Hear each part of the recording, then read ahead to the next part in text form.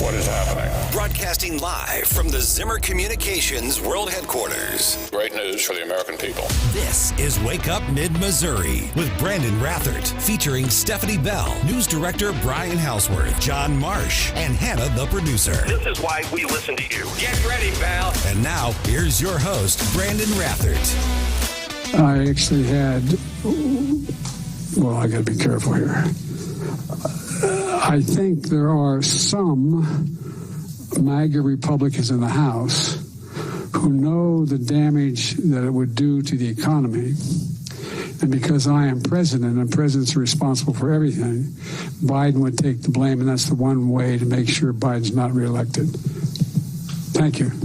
All right, so I think there's more context here because I'm not quite understanding what's happening there, what he's trying to say. That's the president of the United States regarding the debt limit ceiling. Here's the other thing.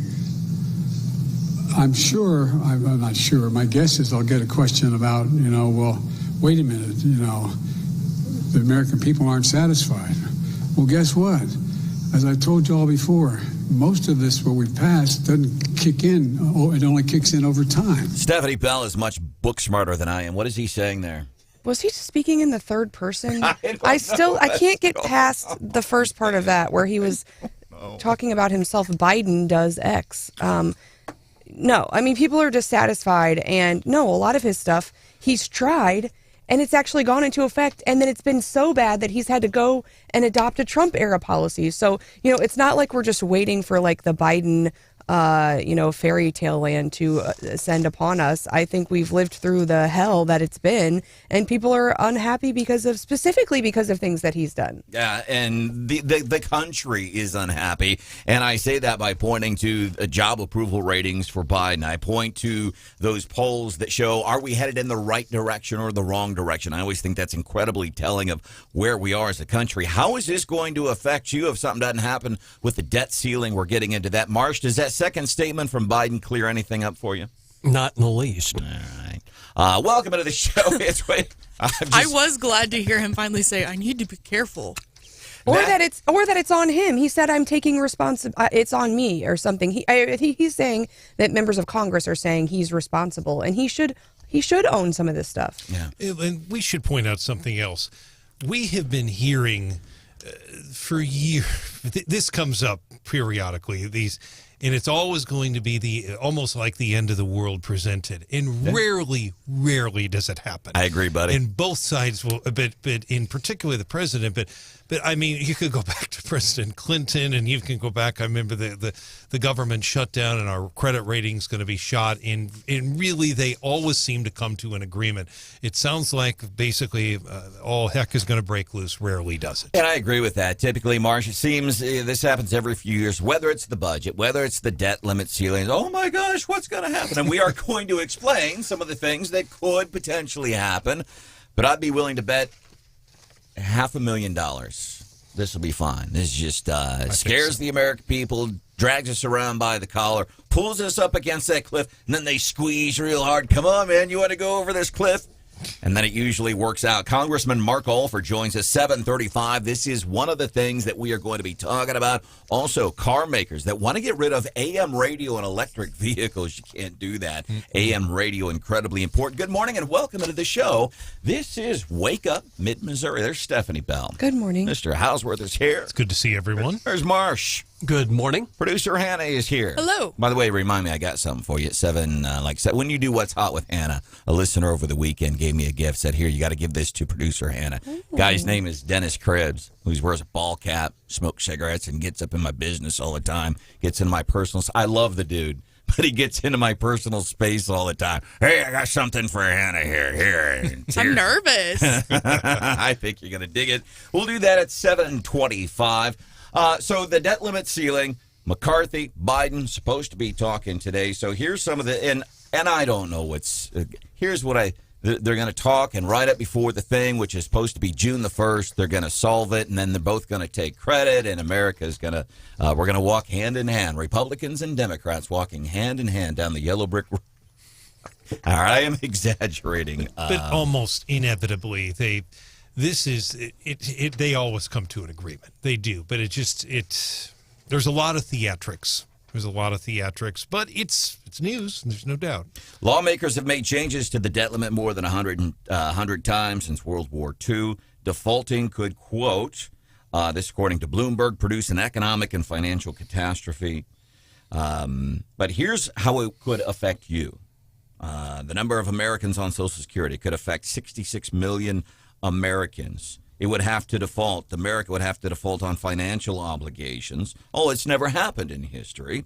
The government wouldn't be able to pay salaries for federal employees. Wouldn't be able to pay veterans benefits. Wouldn't be able to fund Social Security, which would affect 66 million Americans. And that's a whole nother issue, as apparently Social Security could run out of funds by 2033. Well, and I've also heard here locally, a lot of folks are have contracts with the federal government. So if you're a federal contractor and the federal government is set to pay, your invoices, it could come into play there as well. Off the text, 874-9390. Just wait. This from Mike. Just wait till I figure out that we already exceeded the debt limit by some $300 to $400 billion because we have for months. I can't vouch for the veracity of that statement offhand. Interest rates. Here's the other thing. Talk to somebody in the banking industry right now. What are they doing a lot of right now in the banking industry? Twiddling their thumbs. Playing golf. You know why? Because people aren't coming in and getting loans. So this could affect interest rates. And you look at what happens. You want to buy a home. You've been saving and saving and saving. And you said, I'm going to make Mid-Missouri my home. And we're going to get married. And we're going to buy a little house with a white picket fence in California, Missouri. And then you go to the bank. I'm looking at Hannah. And then you go to the bank and you find out what the interest rates are. And then find out you don't qualify for a loan because interest rates are too high. They're really high. The AP talked to a young woman who was 24, not political, but said, hey, I was going to buy my first house. The interest rates are hovering around 7%, and said, you know what, I'm going to sit it out. Now, I remember getting out of law school, and my law school loans, I think, were at 6.5%. Wow. And people were, you have to race. That interest rate is so insane. You have to race to pay down that 6.5% because you could get a car and a house and for, a couple of points. And so they said 6. I mean, people could not believe I was paying 6.5%. And now people are going to pay 6.9 or 7 on their mortgage. Although my parents like to remind me, well, that's pretty good considering what we paid in the 80s. But, in my lifetime, we've never seen anything like this. It got around 20% at one time. That was really, really the high point. But very interesting. Some of the banks are doing some CDs. I do know that. But your point, both of your points are well taken. And let's say certificates of depression, according to Dave Ramsey. Well, I mean, it's at 4%. A lot of them are paying about 4%, which is higher than it has been. I'll go back to when Jimmy Carter and Ronald Reagan were president. You could get an interest rate 14% on a CD. And my grandmother, who was dirt poor, lived off the interest. So it cut both ways. Well, and you think about small businesses, right? When we went out to buy the trolley company, we needed a small business loan. My rate, I think, is about half of what it would have been now, right? Just a few years ago or a year ago. I mean, it's significantly lower than and I think, it would have been a much tougher conversation and it would have changed the numbers drastically if I would have tried to do the same thing today. So think about all of those people, especially in Mid-Missouri, we have really a lot of small businesses. You're wanting to go start a company. You're wanting to buy a house. You go to the bank, they tell you 10 and you say, not this year. And then you think that compounded over 12 months time, what that does to your local economy from your folks wanting to start a barbershop, a hair salon, whatever kind of business. We're starting to get into that, but I think 12 months from now, we're going to really see the effects of that on our business community. Frustrating and disheartening. Really, seriously. To stand back and look at what's happening since the tragic events of January the 20th of 2021, it's like, it's infuriating, it's disheartening, and it feels like, as a dude, you've been kicked in the groin really hard, and everybody's just kind of looking and pointing at you like, yeah, there's the guy who got kicked in the baby maker, and you're just slumping around through life watching what's happening. Especially as someone who is hoping to purchase a home in 2024, it's real bleak. It's not real exciting at the moment. And I do want to point out, I mean, I think in a lot of ways the government is pointing the finger at the big businesses and at banks for being the bad guys. But here, I mean, those rates are a direct result of government. And so I do feel bad for some of our folks in local banking, because I think they're being made out to be kind of the bad guy. And people are like, wait, you're my local bank. Like, aren't you supposed to help me out? And they're saying, look at what the government's doing to us. Like, there's not a lot of room here for us to do much. John, how's your car running? You been thinking about buying a car here in the next few years? Maybe a used one. Yeah. Well, even the price of those is just crazy still. So you look at the prices of used vehicles, new vehicles, and then guess what? You go to get, and that's got Hannah in tears too, 23-year-old college grad. And then when you want to go buy a car, guess what? Those interest rates with this debt limit ceiling, it's going to affect that too. They get you coming and going. And insurance on automobiles is at record numbers right now, too. And then since we live in Missouri, then we get to pay property taxes on that. This is really depressing for 6/18 on a Monday morning. Is. But you can get your $18 in the gas tax back, Brandon. How much money did you get back? So last year, 15. This year, it looks like it should be about 60 because they've doubled the rate per gallon, and it's an entire year. Yesterday, actually, I went and filled up with gas, and I forgot the receipt. Oh, no. And I'm furious. And then later I'm doing the math. Well, let's see. If I got 20 gallons of gas, and that's 5 cents per gallon, okay, I lost $1 there. Surprised you didn't drive back to the gas station and try to get your receipt back. You burn up did. $1 worth of gas in the process. Oh, my God. Did you really? All right. Are you serious? I'm embarrassed for you. And all of a sudden, my face is red, which you can see if you watch us on our YouTube channel. Wake Up Mid-Missouri. Good morning. This is Wake Up Mid-Missouri. Remember this a couple of weeks ago? I'm not doing nothing. You're going to have to remove me. Kim Gardner, I'm not leaving as prosecutor. Yeah, she's out. Governor Parson makes his appointment on Friday, coming up 6:35. We'll look into that. What we think of that choice. Stephanie Bell's actually had some dealings with Mr. Gore. He is the guy who has been appointed by Governor Mike Parson to take over that office. Mark Alford, 735, debt ceiling and AM radio. Meanwhile, getting ready for the daily DC rundown. What do you have for us? Well, a big announcement today is expected for the 2024 presidential race.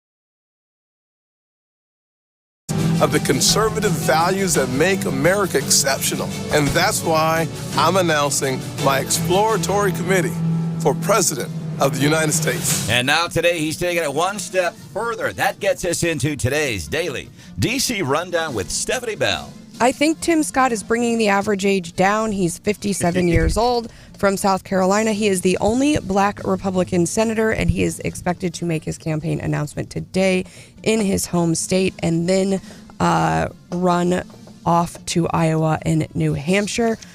He is a man of faith. His listening tour that he's done since he made the announcement was called Faith in America.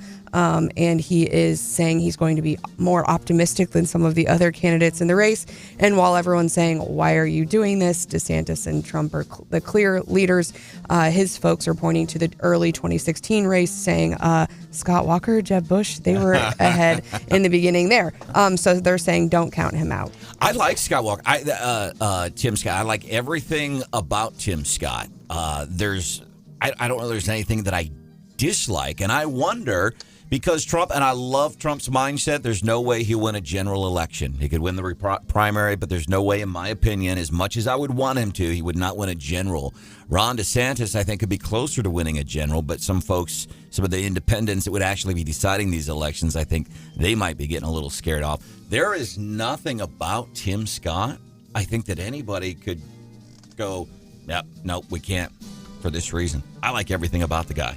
I'm excited that he's entered the race. I think he will bring a different perspective and hopefully focus more on issues and less on personalities. And we've gotten a little bit of that from Vivek Ramaswamy, which I like. So hopefully he will add to that. One issue that is becoming very hot in the 2024 campaign is Daniel Penny. DeSantis this weekend said, hey, everybody, we got to get behind Mr. Penny and say America's got your back. Vivek Ramaswamy donated $10,000 to the Legal Defense Fund, and all of the 2024 hopefuls are jumping in, trying to be the biggest supporter and get this guy's back. Texas Republican Governor Abbott said he would pardon Daniel Penny, but people are kind of likening the situation to Rittenhouse in 2016 of like, okay, all the Republican candidates, this is kind of like the, we all got to get behind this guy. Daniel Penny, he was the Marine veteran who protected those people in that New York City subway when that dude was flipping out. Everybody was scared. There is a campaign, or not a campaign fundraiser, but a crowdfunding website called Give, Send, Go. $2.5 million have been collected on Give, Send, Go. Some big donors, including Vivek Ramaswamy, who's been here on the show, and Kid Rock. This is going to be used to pay for his defense fund, because people in New York, well, it was racism. No, it wasn't. The guy who died happened to be black. This guy was white. He was just trying to help people out in the subway. He didn't go and he wasn't protecting the people because the dude was black. And it's heartbreaking that the guy died, but it had nothing to do with race. All right. Can you press that big red record button? McCarthy and Biden are set to meet in the White House today. How many times have I said that? We'll play it again tomorrow right around this time, John. Exactly. So no, you're not hearing yesterday's or Friday's Daily DC Rundown, but they are meeting constantly. They talked via phone when Biden was headed back from the G7 summit. The staffers who were doing the real work apparently were meeting for multiple hours late last night. It's all really centering around the budget cap. Republicans are trying to get the Democrats to concede anything, and really it's about spending. And so they're saying, well, maybe let's just not spend more than we spent last year. That's technically, this year, that's technically a cut because we were going to spend more next year. So if we hold you to this year's spending, then at least we can rein some of it in. I don't think Democrats have fully agreed to that yet, but at least they're both saying that they're hopeful. We need Dave Ramsey. He's a financial guru. He's here on the radio station on Sunday. Some interesting stuff. Can't he go and say, listen, when you have financial problems, you spend less. All right, that's the first thing you do, cut your spending.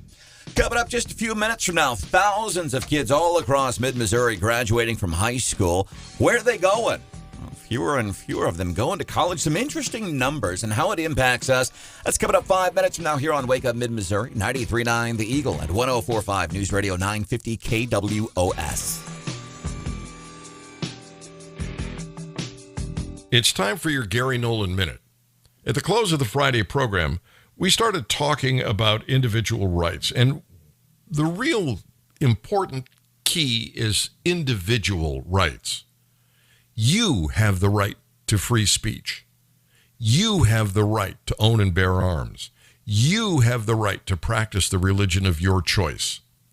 Government shouldn't be giving rights to groups because the government wasn't designed to do that. It was designed to protect your individual rights. And when we lose sight of that and begin catering to groups instead of individuals, the government does nothing but grow. And it begins to pit one group against another. And that ultimately leads to the undoing of a republic. So it's individualism and individual rights and freedoms that make us great. That's your Gary Nolan Minute. Just heard the news. Just like our world, An extremely busy week. life is a busy place. And keeping up Day-to-day things. Really hard. is hard. Like inflation. Issues are tough. Keeping Americans up at night. We make it easy. Real answer here. Simply check in 2, 3, 4 times today, Issues every single day. and we'll do the hard work for you. Easy. Our cities. Our country. Our world. 93.9 The Eagle. The Gary Nolan Show. Let me interrupt you here for a second, Gene, because Gary the Liberal just stepped in and he wants to say a few things. Okay. Oh, my God, Gene, you're trying to drive these disabled people into the streets. What is the matter with you? These are America's most delicate people, and they need that money. Why would you cut them off? The Gary Nolan Show. Weekdays 9 till noon on 93.9 The Eagle. Here's a free sample of Wake Up Mid-Missouri. Hard times academically, and changed my major to something that gave me a little more flexibility with the classes that I could take. And at that point, I pretty much knew this is what I wanted to pursue after college. So it just kind of felt like, let's get to the finish line and say I have a bachelor's degree, and then I'm going to go do radio. C's get degrees. Yeah, so do D's. Wake Up Mid-Missouri with Branden Rathert. Weekday mornings, 5:30 till 9 on 93.9 The Eagle. Prior to an election, they kept it secret. When the hypocrisy's so obvious, At no time did he get raided by the FBI. you risk popping your eyes right out of your skull with every eye roll. This is why there's such hypocrisy behind the Bidens once again. You can always join the conversation right here. Sick and tired of the hypocrisy. Limousine liberals are all hypocrites. 93.9 The Eagle.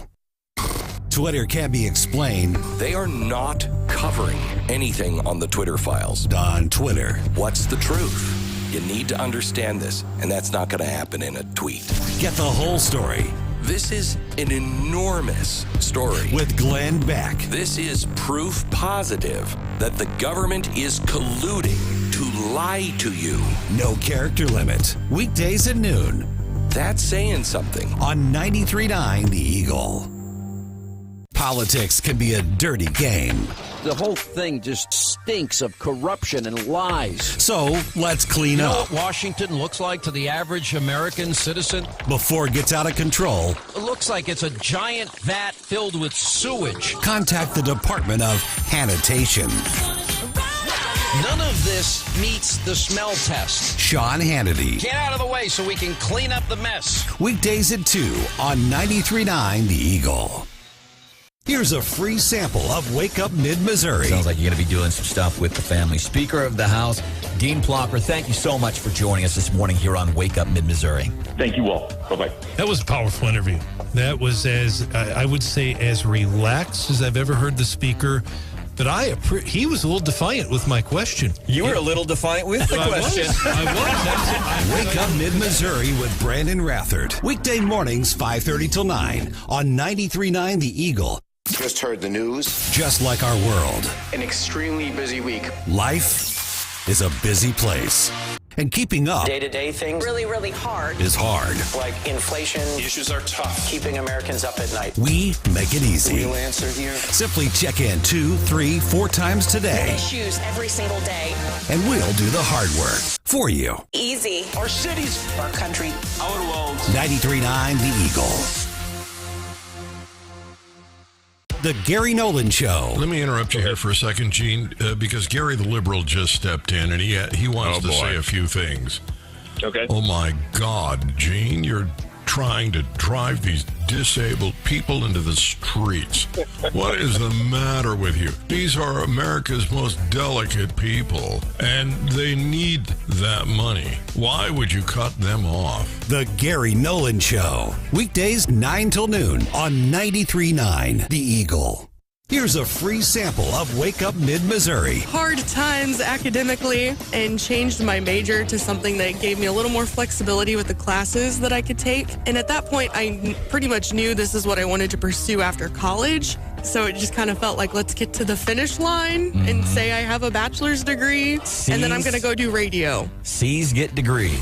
So do D's. Wake Up Mid-Missouri with Branden Rathert. Weekday mornings, 5:30 till 9 on 93.9 The Eagle.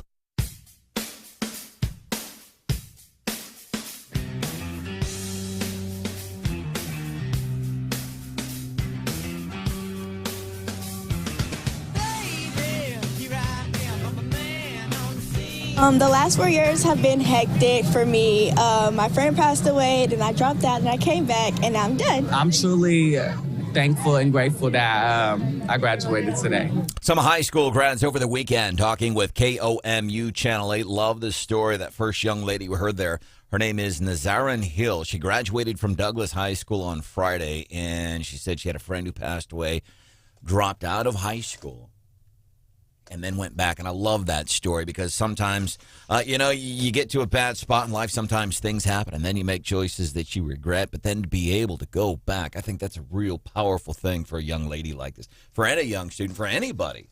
Really? To go back and do it. I think that's a very, very powerful thing. Thousands of kids graduating over the weekend. You remember that? What was that like for you the night you graduated, the day you graduated high school? Was it excitement? Was it like, all right, the next thing? What was your mindset? Yeah, no, I was just ready. I think senior year I could have just skipped, right? I had so much fun and really had a lot of friends, but I felt like I was trapped in a place where not everyone wanted to be educated. And some people were just trying to get their degree, which is fine, but I knew I had wanted to go to Truman State for a long time, and I was ready to be around like people that were more like me, I guess, like that were very excited about educating themselves. At the time, I was in that mindset. Well, and I'm wondering where high school seniors are going now, because fewer and fewer of them going to college. We have some interesting numbers coming up just a few minutes from now. Also, maybe maybe the artificial intelligence isn't the biggest thing we should be fearing right now. Maybe one of our biggest fears should be coming from the animal kingdom. That story coming up at 6:50. Marsh, the day you graduated high school, what was it like for you, man? I was ready for it to be over. Yeah. Move on to anything else. High school wasn't easy, no matter, matter what you were or who you were. If you're a jock, if you're one of the brainiac kids or something, it's not easy. And it's probably a lot tougher now. What were you in high school? Were you a jock? Were you a brainiac? Yeah, I was a wannabe jock. Steph? I was in the band. I was a nerd. Hannah, what about you? The day you graduated high school?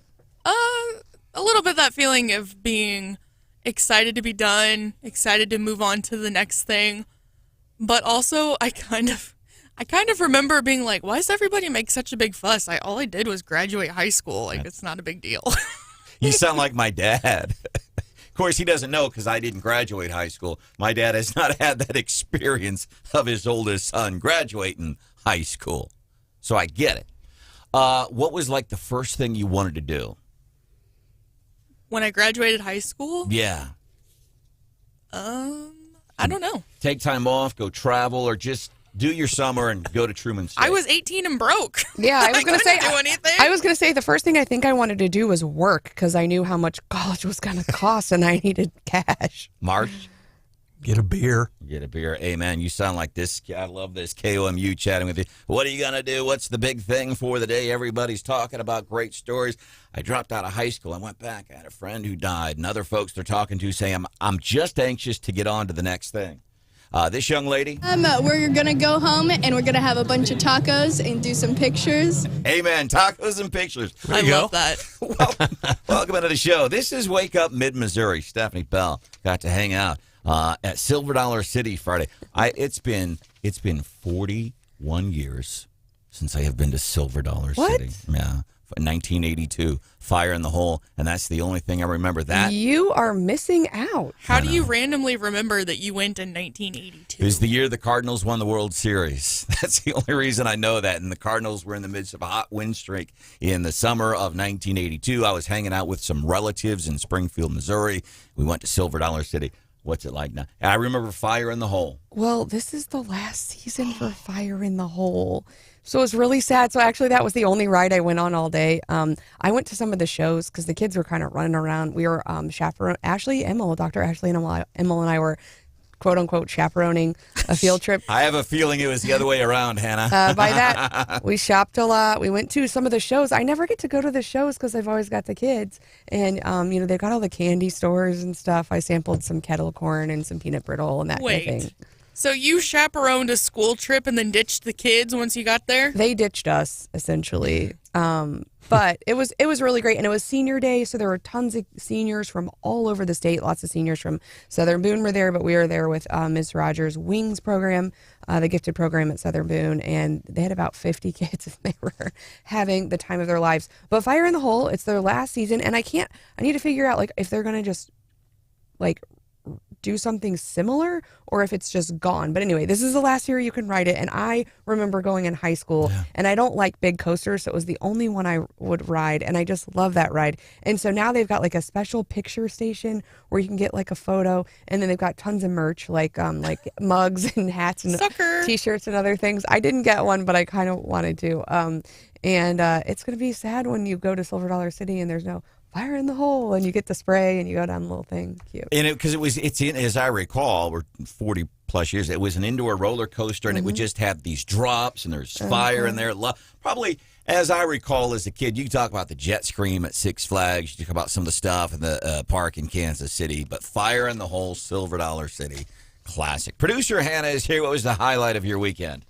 Friday, I got to hang out with some of the California firefighters at their golf tournament. They were grilling up lunch while the golfers were golfing, so I got to stop up there, see their cool raffle prizes, and then we just kind of hung out, saw some family this weekend. Right. Pretty chill. Marsh, what about you?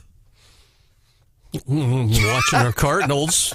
Watching the Cardinals win another one. Man, how about that Friday? Cardinals were in last place. Today, they're in third place. Still under 500, but ahead of the Cubs and ahead of the Cincinnati Reds. Remember this? I'm not doing nothing. You're going to have to remove me. I don't care if I have nobody in my office because it's about doing the right things. Didn't age very well. No, I ain't leaving. You're going to have to remove me. She's out. She's gone. Now, wait, Brandon, what was the highlight of your weekend?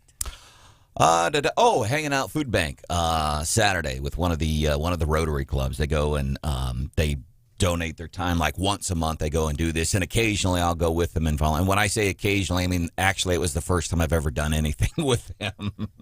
But went to the food bank, helped pack up boxes and stuff like that. Didn't you also hit a milestone over the weekend? I did, actually. Yeah, thank you. Yesterday, my 1,000th, and not that I keep track. I don't care. I'm just glad I'm sober today. But yeah, yesterday was 1,000 days without quadruple digits, baby. Yeah, and it's kind of weird because after drinking for the better part of 50 years, I could never imagine a spot in life where I would not be drinking or behaving the way that I do. I think about this, and I don't want to make this about me. I don't want to go Toby Keith here, but I think Stephanie Bell has only known me in sobriety. Mm-hmm. And I wonder, and I've never thought about that, where somebody like you and John Marsh, the before and after.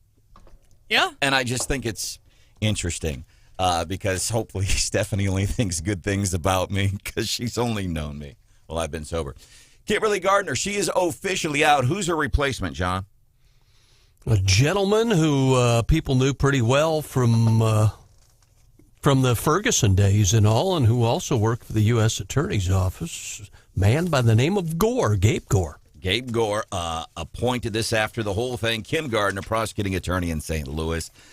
Folks, by the way, she had problems even prior to the big February incident where the dude who should have been in jail but wasn't because of Miss Gardner's ineptitude, he got in the accident, caused the two legs for that young lady from Tennessee to be amputated. She had problems well before that. You know anything about Mr. Gore? You know, I've had some interactions with him. He was involved in a case that I was involved in the last several years, and I did a deposition that he was at. And, you know, I would say he's a lawyer. He's a competent, right? Like, he's a lawyer's lawyer. He litigates. Dowd Bennett's a big, well-known firm.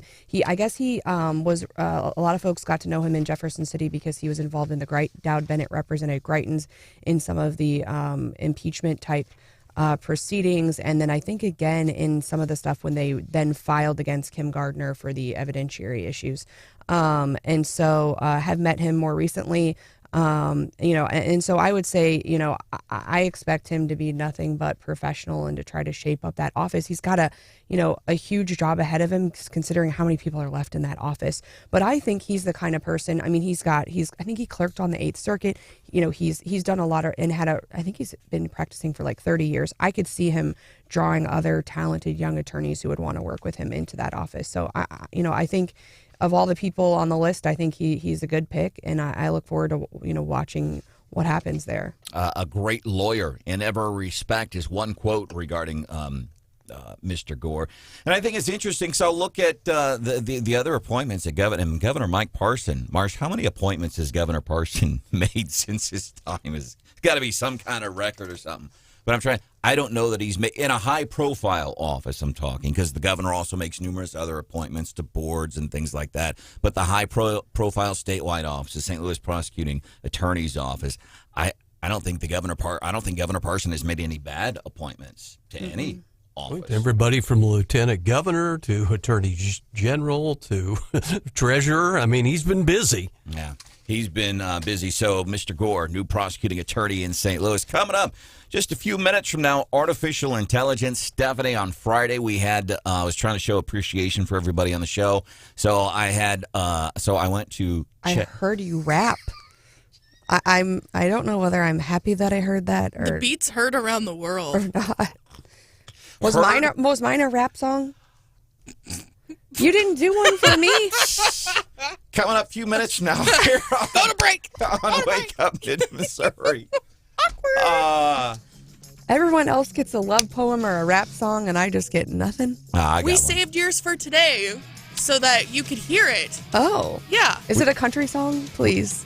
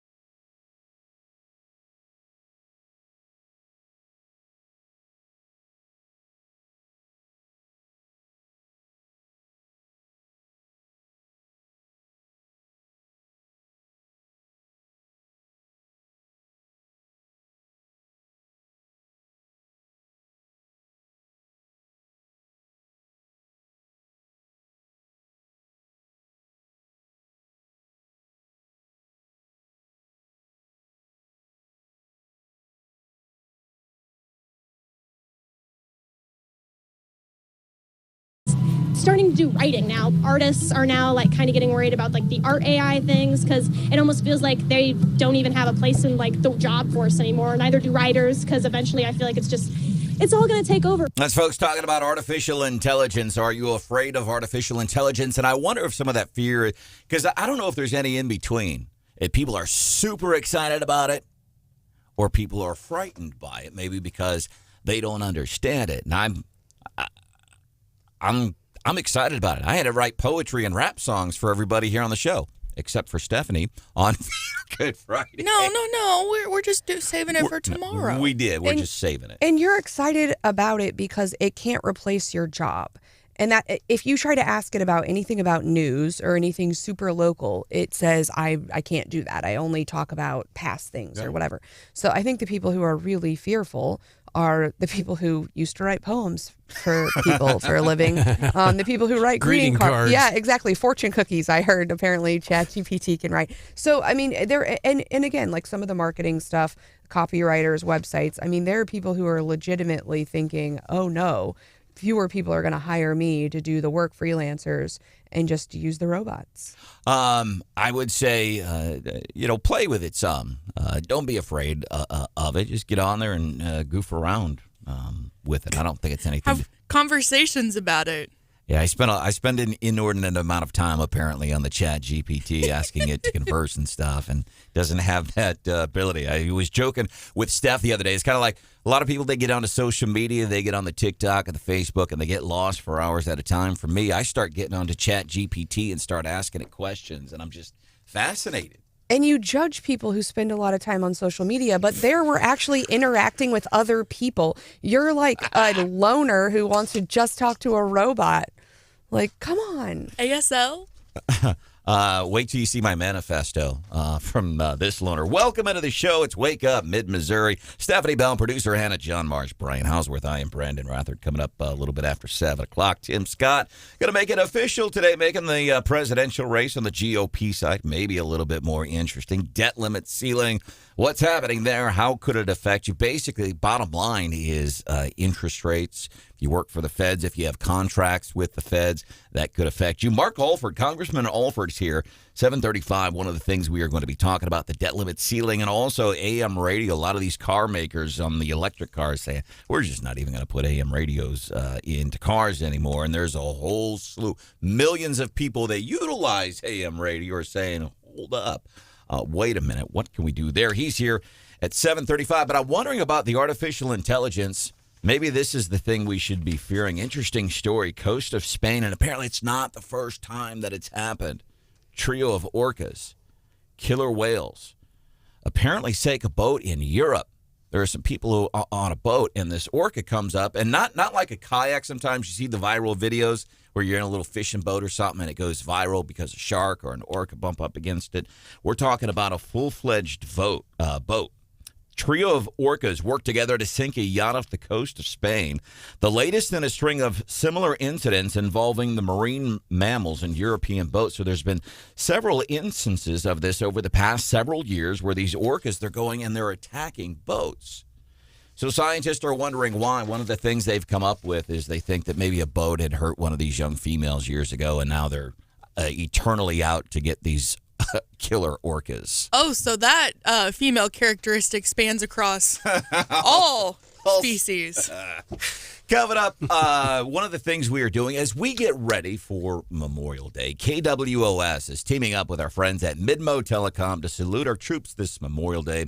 We'd love to hear stories about friends and family members who have served, and tell us why you would like to give them a salute. And here's what you can do. You can go to KWOS.com, KWOS.com.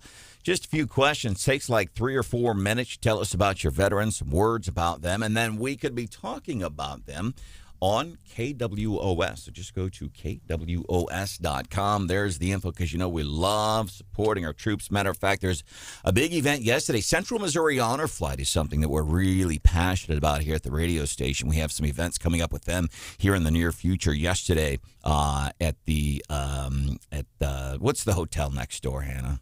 The Courtyard by Marriott. Thank you. They had a big event there yesterday for some of the veterans as they get ready to do another flight. Popped into there yesterday and said hello to some of our friends here really quick. It's a great thing they do, and it's great, I think, that you get to honor some folks that you know in the military. Just go to KWOS.com. Sunshine 80 today. Coming up a little bit after 7 o'clock, a train. Actually, a semi hits a train here in mid-Missouri. Exactly what happened there. We're going to look into that coming up this morning here on Wake Up Mid-Missouri on 93.9 The Eagle and 104.5 News Radio 950 KWOS.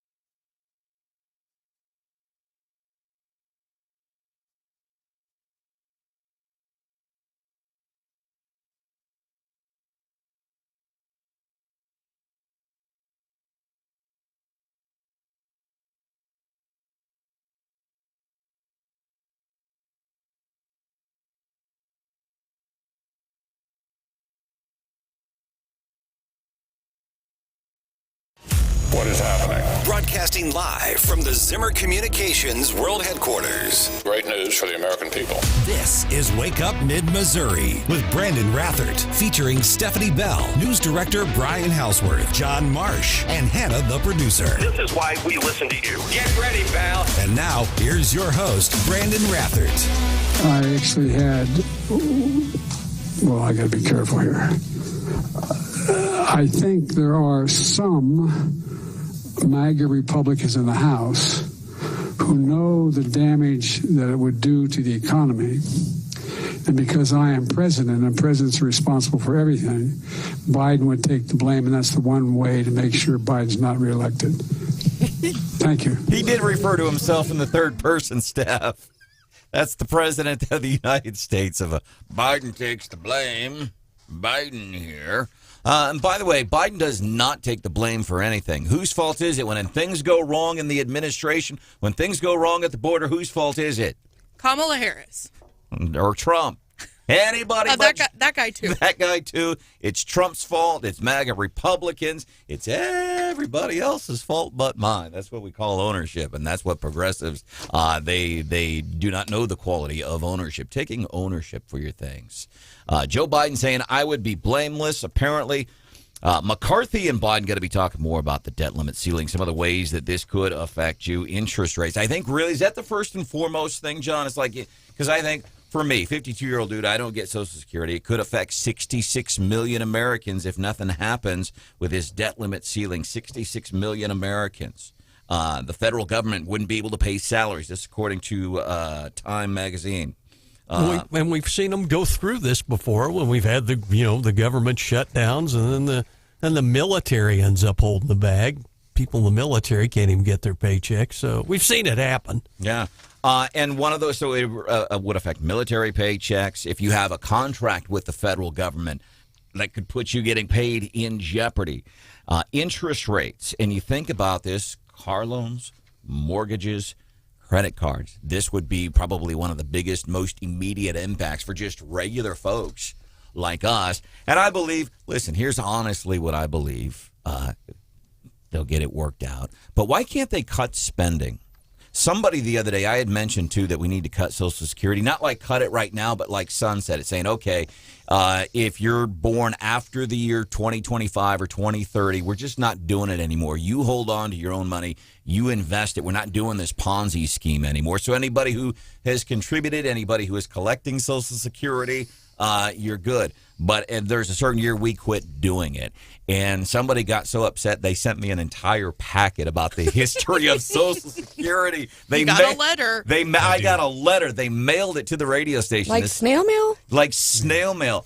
This whole packet, this whole info kit regarding Social Security. And I want to say, well, why don't we quit doing that? That's one cost we could cut. This gentleman was not real pleased so much. Somebody got a letter. So why don't we cut spending? Because people need to get reelected. That's exactly why. On Social Security, though, that is one of those rare that really has strong bipartisan support. It's one of the very few times I ever saw President Ronald Reagan back down, and he did so. The elderly people were really, really fired up with the pitchforks, and he backed down, and that was in 1981 or 1982.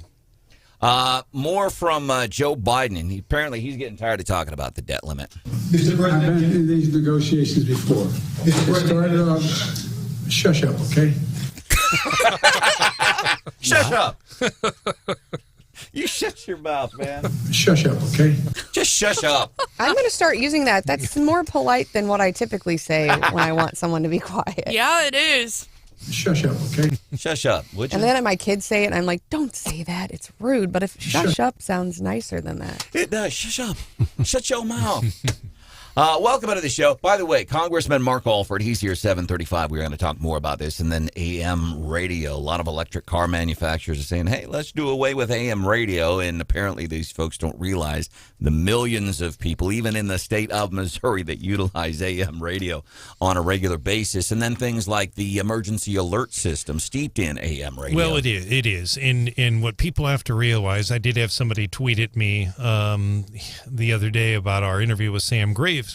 And she said that people in Northeast Missouri lack internet. And I think her comment was that AM radio hasn't been relevant since the time of Elvis. That is not the case. I mean, and in the 4th Congressional District, he's got, Mark Alford has 2 News Talk AM stations in Sedalia. He's got 1 in Clinton. We obviously many more than that. We can go through them, but a lot of it has to do with severe weather coverage. It's not just the news coverage and in news in general, but it is severe weather as well. And there are a lot of people who lack the internet. So the AM radio is a big deal. And for those of you who don't understand it, you just don't get it. I'm sorry, you don't get it. And it's a big deal. It really is.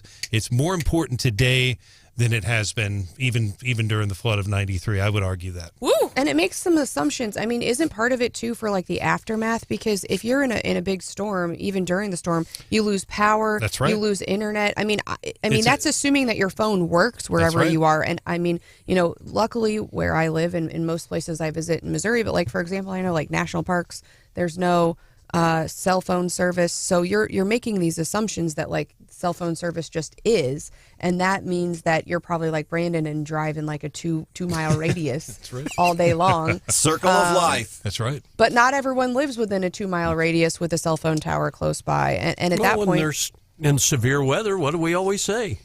Go to your safe place and take your radio, and portable radio batteries, with you. Extra batteries, and there are in many of these towns they rely on their AM, and in some cases it's an AM/FM combo, but they do rely on it primarily for news, but severe weather is a big deal as well. And thankfully we haven't had a whole lot of it this year, but you never know when you're going to have it. And Cardinals baseball. I mean, we used to go down to Camdenton to the lake, and there wasn't good cell service. There wasn't good TV service. And so, out on the dock, we had that radio tuned in to listen to that. Yes. Have you ever been to Conception Junction, Missouri?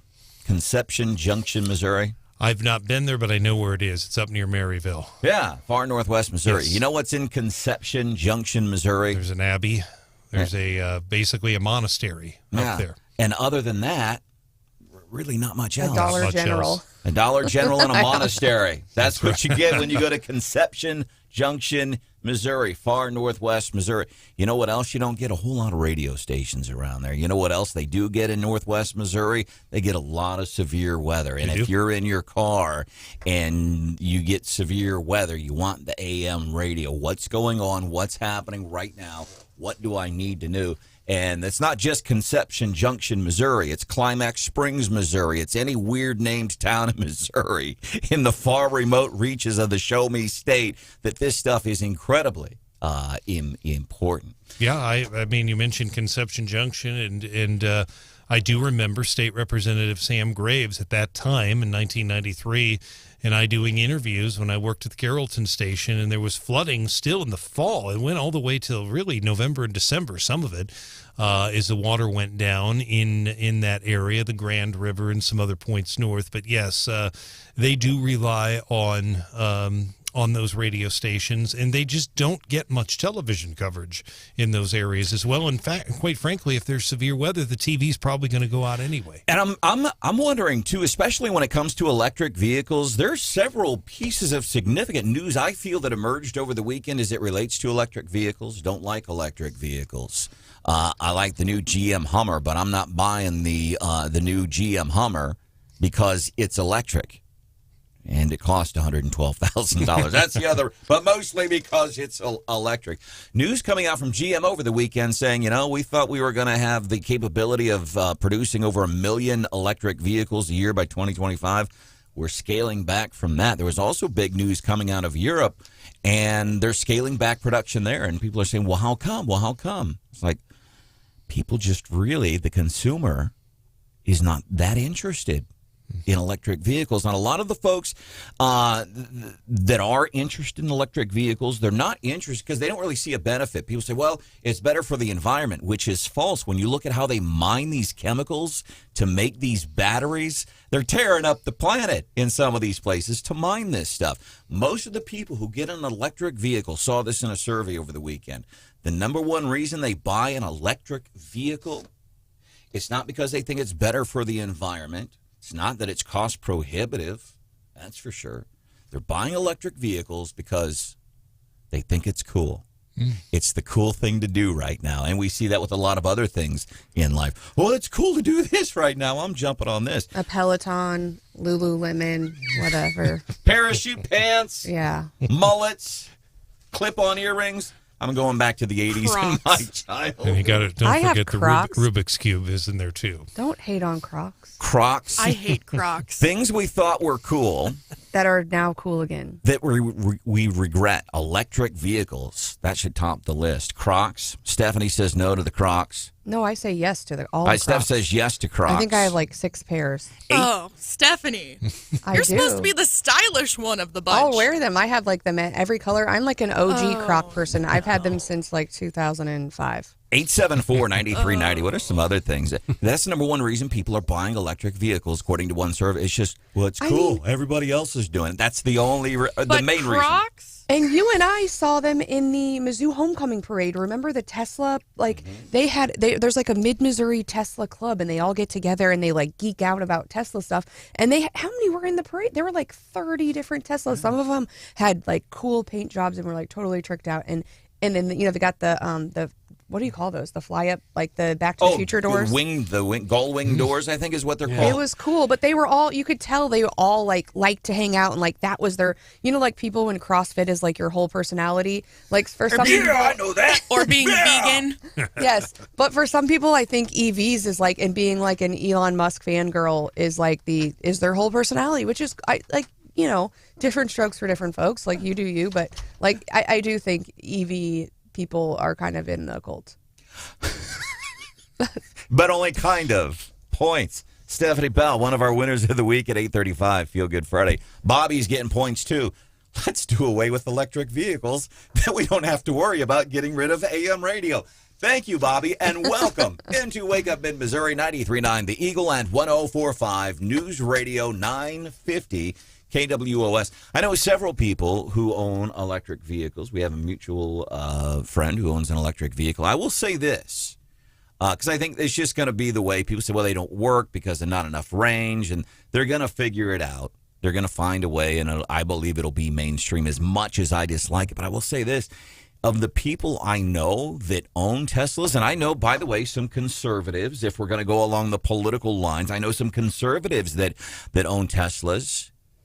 And everybody I know that owns a Tesla has spoken very highly of them, actually, or any electric vehicle. I was going to say, yeah, it doesn't really, for me, the people that I know, it doesn't really break down on like left versus right. It breaks down more on like my rich friends have Teslas, like because and that's why I don't. They're pricey. Yeah, I mean, if I went to the car dealer and the EVs were cheaper, I probably would already have one, but they're not. Yeah, that's simple. Coming up, what's hot?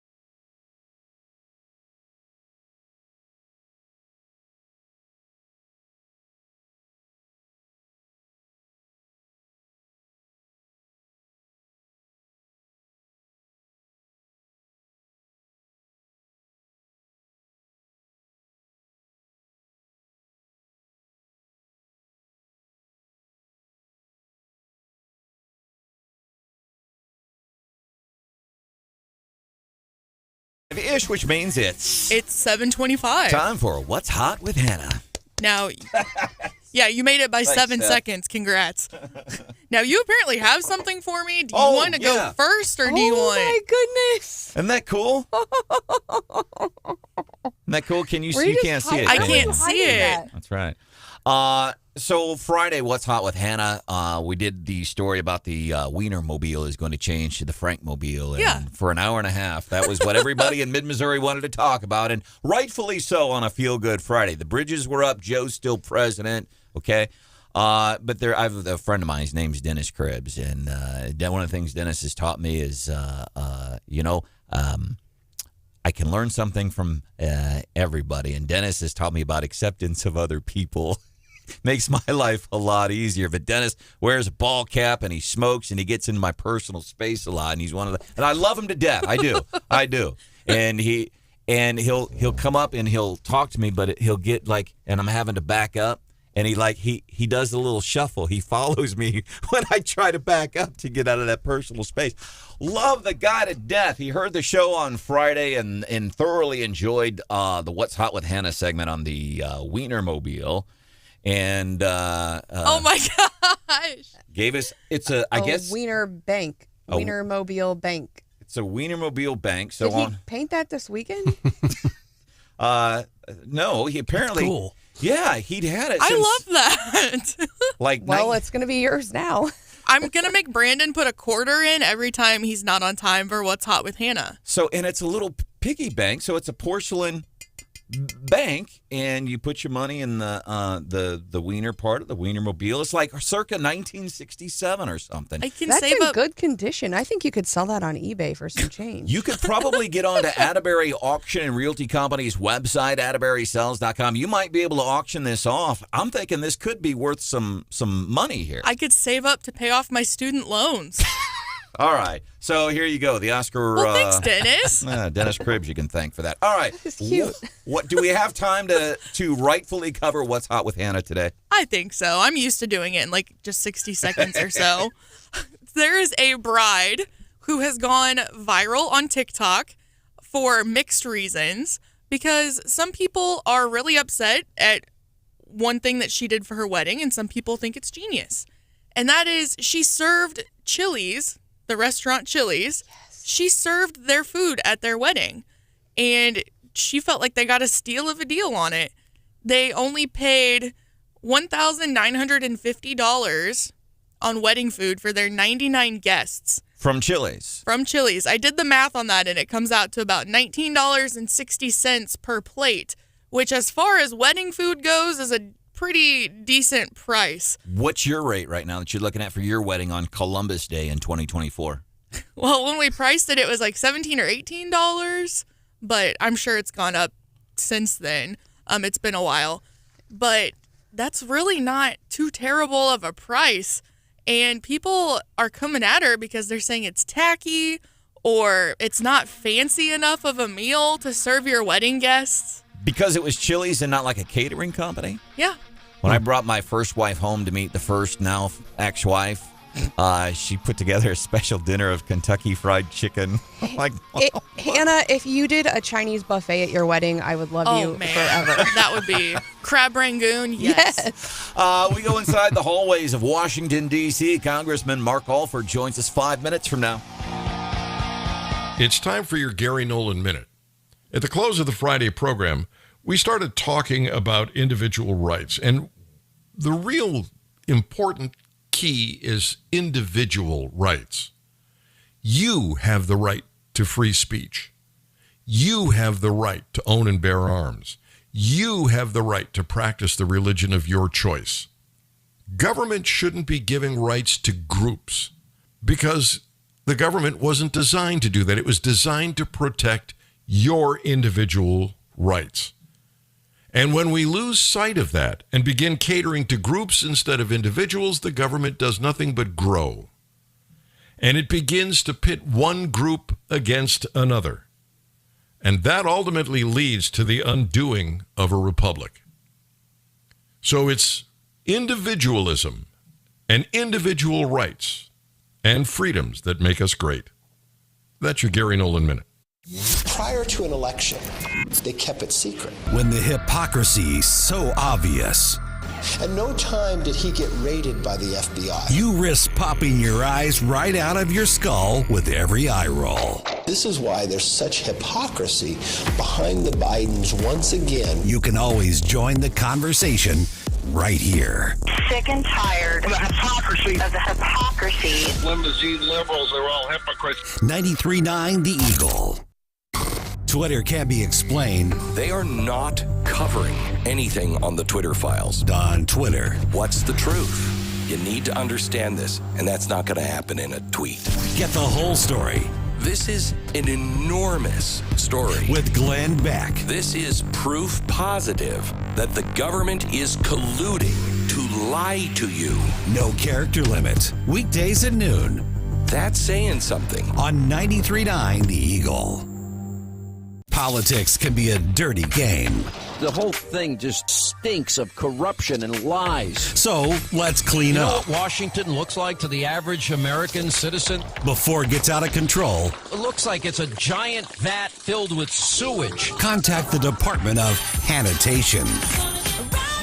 None of this meets the smell test. Sean Hannity. Get out of the way so we can clean up the mess. Weekdays at 2 on 93.9 The Eagle. Here's a free sample of Wake Up Mid-Missouri. Sounds like you're going to be doing some stuff with the family. Speaker of the House, Dean Plopper, thank you so much for joining us this morning here on Wake Up Mid-Missouri. Thank you all. Bye-bye. That was a powerful interview. That was, as I would say, as relaxed as I've ever heard the speaker.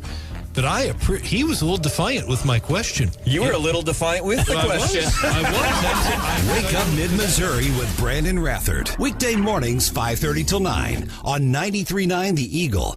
Just heard the news. Just like our world, An extremely busy week. life is a busy place. And keeping up Day-to-day things Really, really hard. is hard. like inflation. Issues are tough. Keeping Americans up at night. We make it easy. Real answer here. Simply check in 2, 3, 4 times today, Issues every single day. and we'll do the hard work for you. Easy. Our cities, our country, our world. 93.9 The Eagle. The Gary Nolan Show. Let me interrupt you here for a second, Gene, because Gary the Liberal just stepped in, and he wants to say a few things. Okay. Oh, my God, Gene, you're trying to drive these disabled people into the streets. What is the matter with you? These are America's most delicate people, and they need that money. Why would you cut them off? The Gary Nolan Show. Weekdays 9 till noon on 93.9 The Eagle. Here's a free sample of Wake Up Mid-Missouri. Hard times academically and changed my major to something that gave me a little more flexibility with the classes that I could take. And at that point, I pretty much knew this is what I wanted to pursue after college. So it just kind of felt like, let's get to the finish line and say I have a bachelor's degree, and then I'm going to go do radio. C's get degrees. So do D's. Wake Up Mid-Missouri with Branden Rathert. Weekday mornings, 5:30 till 9 on 93.9 The Eagle. Prior to an election, they kept it secret. When the hypocrisy's so obvious. At no time did he get raided by the FBI. You risk popping your eyes right out of your skull with every eye roll. This is why there's such hypocrisy behind the Bidens once again. You can always join the conversation right here. Sick and tired of the hypocrisy. Limousine liberals are all hypocrites. 93.9 The Eagle. Twitter can be explained. They are not covering anything on the Twitter files. On Twitter. What's the truth? You need to understand this, and that's not going to happen in a tweet. Get the whole story. This is an enormous story. With Glenn Beck. This is proof positive that the government is colluding to lie to you. No character limit. Weekdays at noon. That's saying something. On 93.9 The Eagle. Politics can be a dirty game. The whole thing just stinks of corruption and lies. So let's clean You know up. what Washington looks like to the average American citizen? Before it gets out of control, It looks like it's a giant vat filled with sewage. contact the Department of Sanitation. None of this meets the smell test. Sean Hannity. Get out of the way so we can clean up the mess. Weekdays at 2 on 93.9 The Eagle.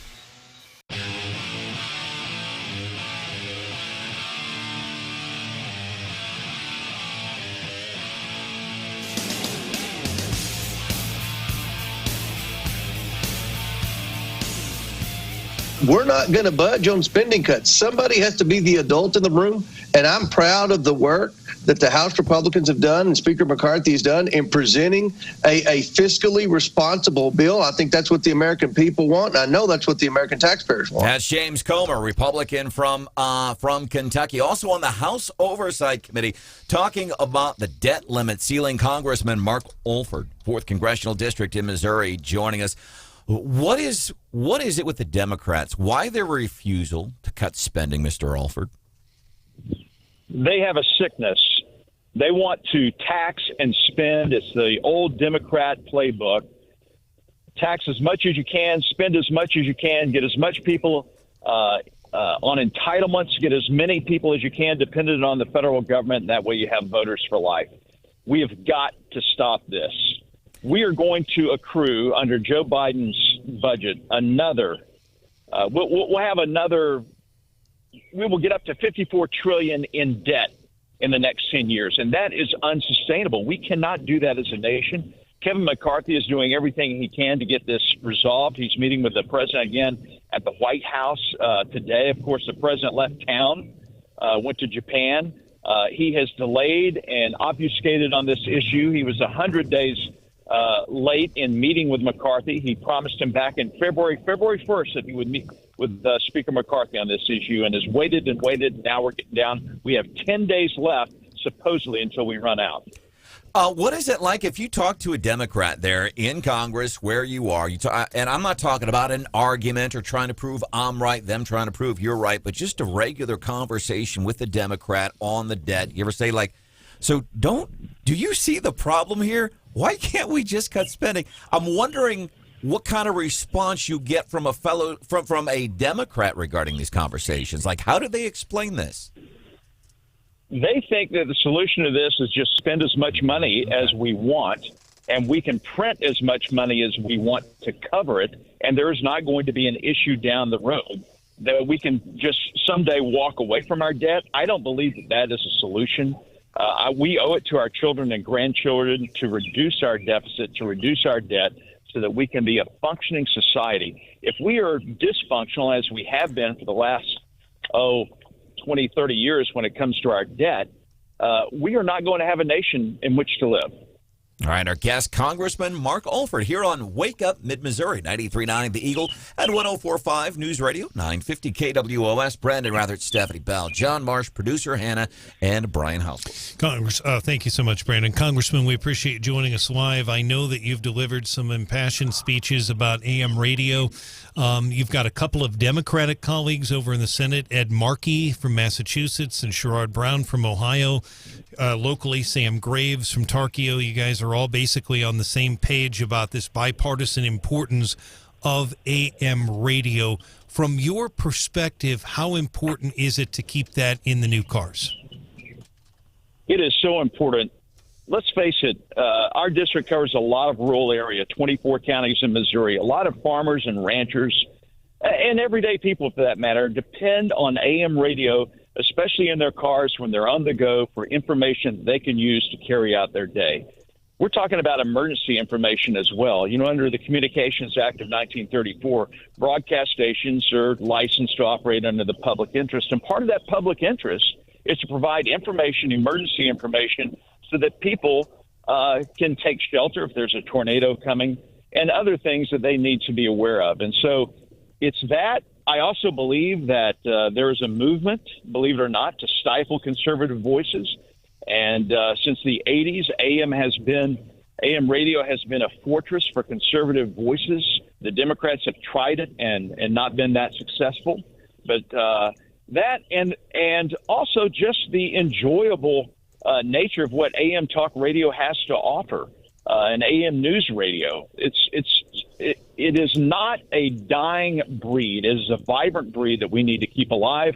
We need to put as much pressure as we can on on automakers, including Ford, built in Kansas City, the F-150, to keep AM radio alive in cars and trucks. All right, Congressman Mark Alford joining us this morning here on Wake Up Mid-Missouri. So as we continue to watch this debt ceiling showdown, what does a win look like for us? I mean, it seems like they're kind of at a stalemate, and we keep saying we don't want more spending, but ultimately there has to be a compromise. What would we get that you would consider to be a win? Well, look, I'm not going to negotiate this. This is Speaker McCarthy's deal to negotiate. I know that we passed 2 weeks ago a solution to all this. We raised the debt ceiling by $1.5 trillion. We lowered the debt by almost $5 trillion over 10 years, clawing back unused COVID money. It seems very reasonable and rational that if we haven't allocated this COVID money, hasn't left the federal treasury and the states haven't used it yet, well, let's keep that. Let's defund the 87,000 IRS agents that President Biden is sicking on the average day American people. Let's do some common sense things, and we're going to have to meet somewhere in the middle, and that's what Kevin McCarthy is trying to get President Biden to move off of his hard, fast position that he's not going to do anything but a clean debt ceiling, and already that has happened. The president, his administration, his staff is now talking negotiations. He is coming back today, if he's not already back at the White House. And so things are moving forward. I'm confident that some things are going to get worked out today. We have 10 days left. Do you think ultimately, that was you kind of answered my question for me, but I've been arguing for a while. We get this a lot, whether it's debt ceiling, whether it's the budget. Oh my gosh, we're going off the edge of a cliff. Usually it works out. You think ultimately this is going to work out with no ill effect on your constituents here in Mid-Mo? Yeah, let me back up just one second. I said I thought I would be confident it's worked out today. I think it will be worked out before June 1st. Okay. Look, the VA is funded. Social Security is funded. Medicare is funded. All these scare tactics that the Democrats want to perpetrate on the American people to try to force our hand is not going to work. We have been through this before. I can't count on my hand the number of times that we've done this. And when I was on the news, we did these continuous news stories. But the Democrats wait until the very last minute. They did this with the omnibus bill last year to try to create this crisis, and they use that as leverage. It's not going to work anymore. We did our job. We passed a debt ceiling raise of $1.5 trillion. The ball is now in the president's court. All right, our guest this morning here on Wake Up Mid-Missouri on 93.9 The Eagle and 104.5 News Radio 950 KWOS. Mark Alford joining us on the show. Congressman, I know you hit on a good point, the whole angle of Social Security, and I'm sure you've heard it from your constituents because big media says it's about to fail and look out. Well, how many times have you heard that before? We are not going to let Social Security fail. We owe it to the people who've paid in the system and are continuing to pay in the system to give them what is rightfully theirs. We are not going to let Social Security fail. We're not going to let Medicare fail. And we're not going to dishonor our veterans by not giving them the proper health care and benefits. So all these scare tactics that the Democrats try to use is just that. It's a scare tactic to try to use leverage to get their way. It's not going to happen. All right. The other thing I did want to ask you about this, the B-2, that had been kind of on a safety stand down for a while. Whiteman Air Force Base in our district here. And I guess is coming back into action soon? Yes, it is. There were a couple of incidents, one in December, I think one in January as well, which caused a safety stand down. Had to do with the landing gear. They had that fixed now. I talked to General Boussier, who is over the Strike Command, who used to be the head out there at Whiteman Air Force Base. And he assured us that at no time, and I've been in contact with him throughout this, at no time was our program of any danger of not being able to use as the president needed. We were lethal and we were ready to go. But of course, on a machine that fantastic with so many moving parts, you got to make sure everything is just right.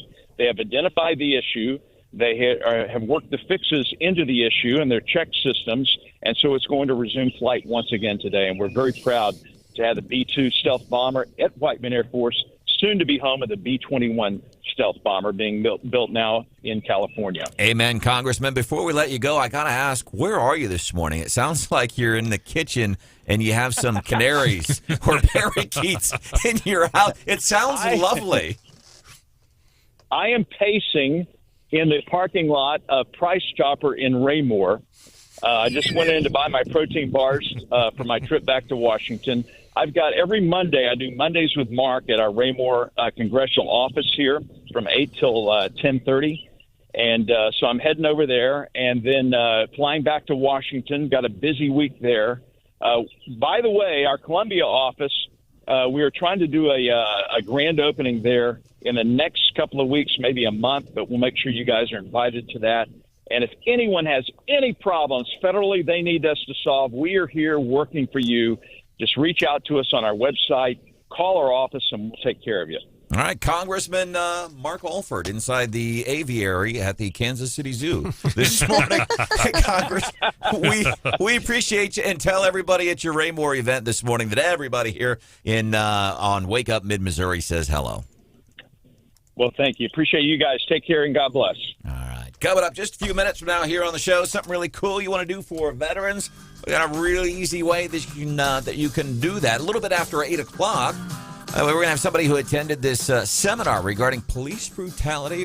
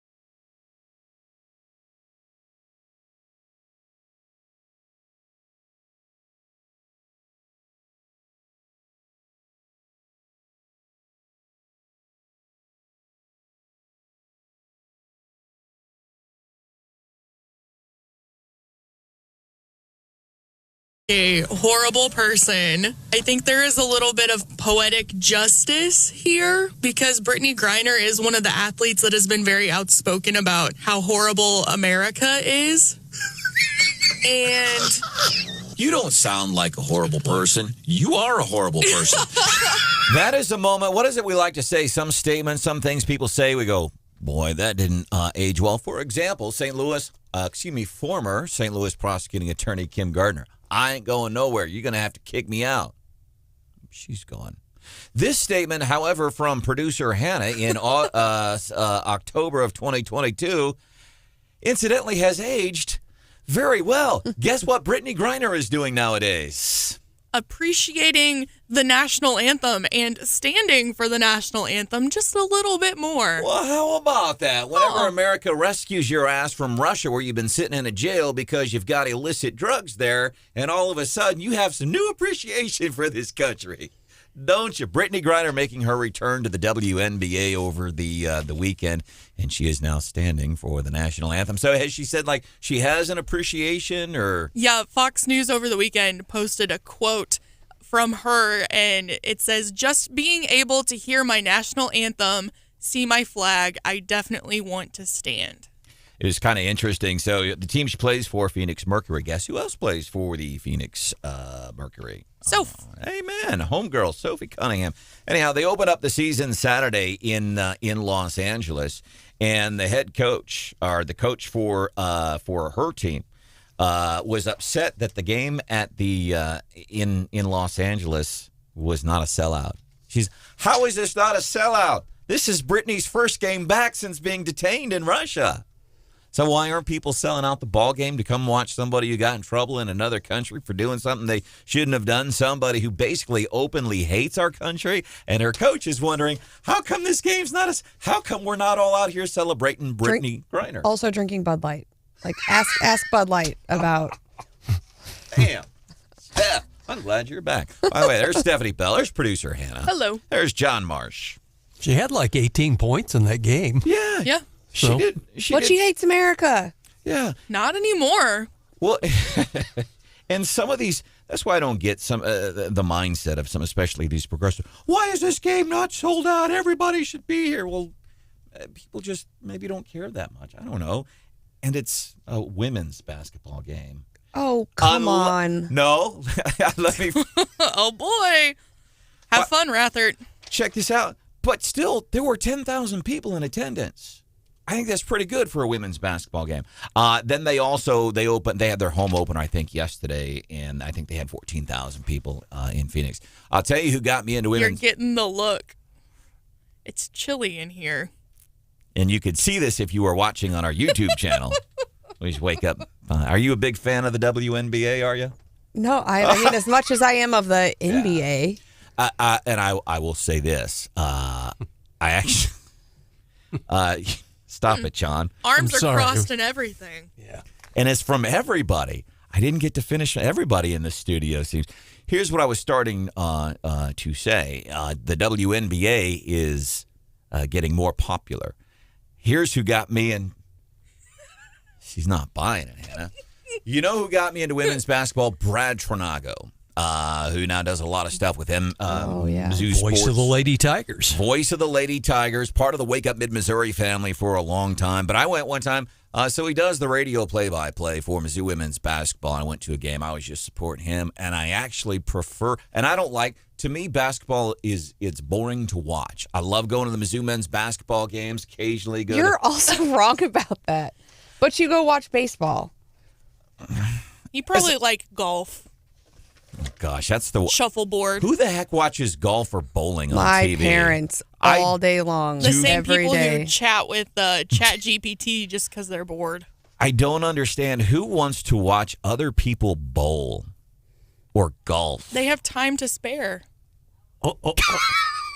That's about par for the course here on the show. That is. But Brad, I have an appreciation for women's basketball. And here's why I find basketball boring. You go up this side, you score, and then you go down this side, you score. I might watch the last minute of a close basketball game. Otherwise, it's score. It's boring. Because there's so much scoring. Like, have you ever been to a soccer match where it's like 0-0? I mean, like I find soccer boring, which I'm probably going to get some hate for that. But like basketball is exciting. It's fast moving. Like there's a lot. Stephanie, don't your kids play soccer? Some of them. Mommy has no appreciation for.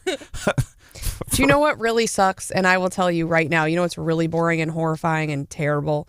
And every parent across mid-Missouri will know what I'm saying. The first year that the kids pitch the ball themselves. It is. I've done it now. I'm on the girls' side now, and I've done it for baseball. But that first year that the kids try to pitch, there is like no hitting. There are so many balls. It is the slowest game. I mean, it is just brutal. And then like last year, one of the little girls, and these little things are teeny tiny. I mean, you just hear thud, and then, and they hit the people, it's messy and slow and boring. Every parent out there is saying, yep, I've been there. Had to sit through that season. That's why they invented coach pitch. Exactly. Quit being so honest, would you? Thank you for saying the uncomfortable parts out loud.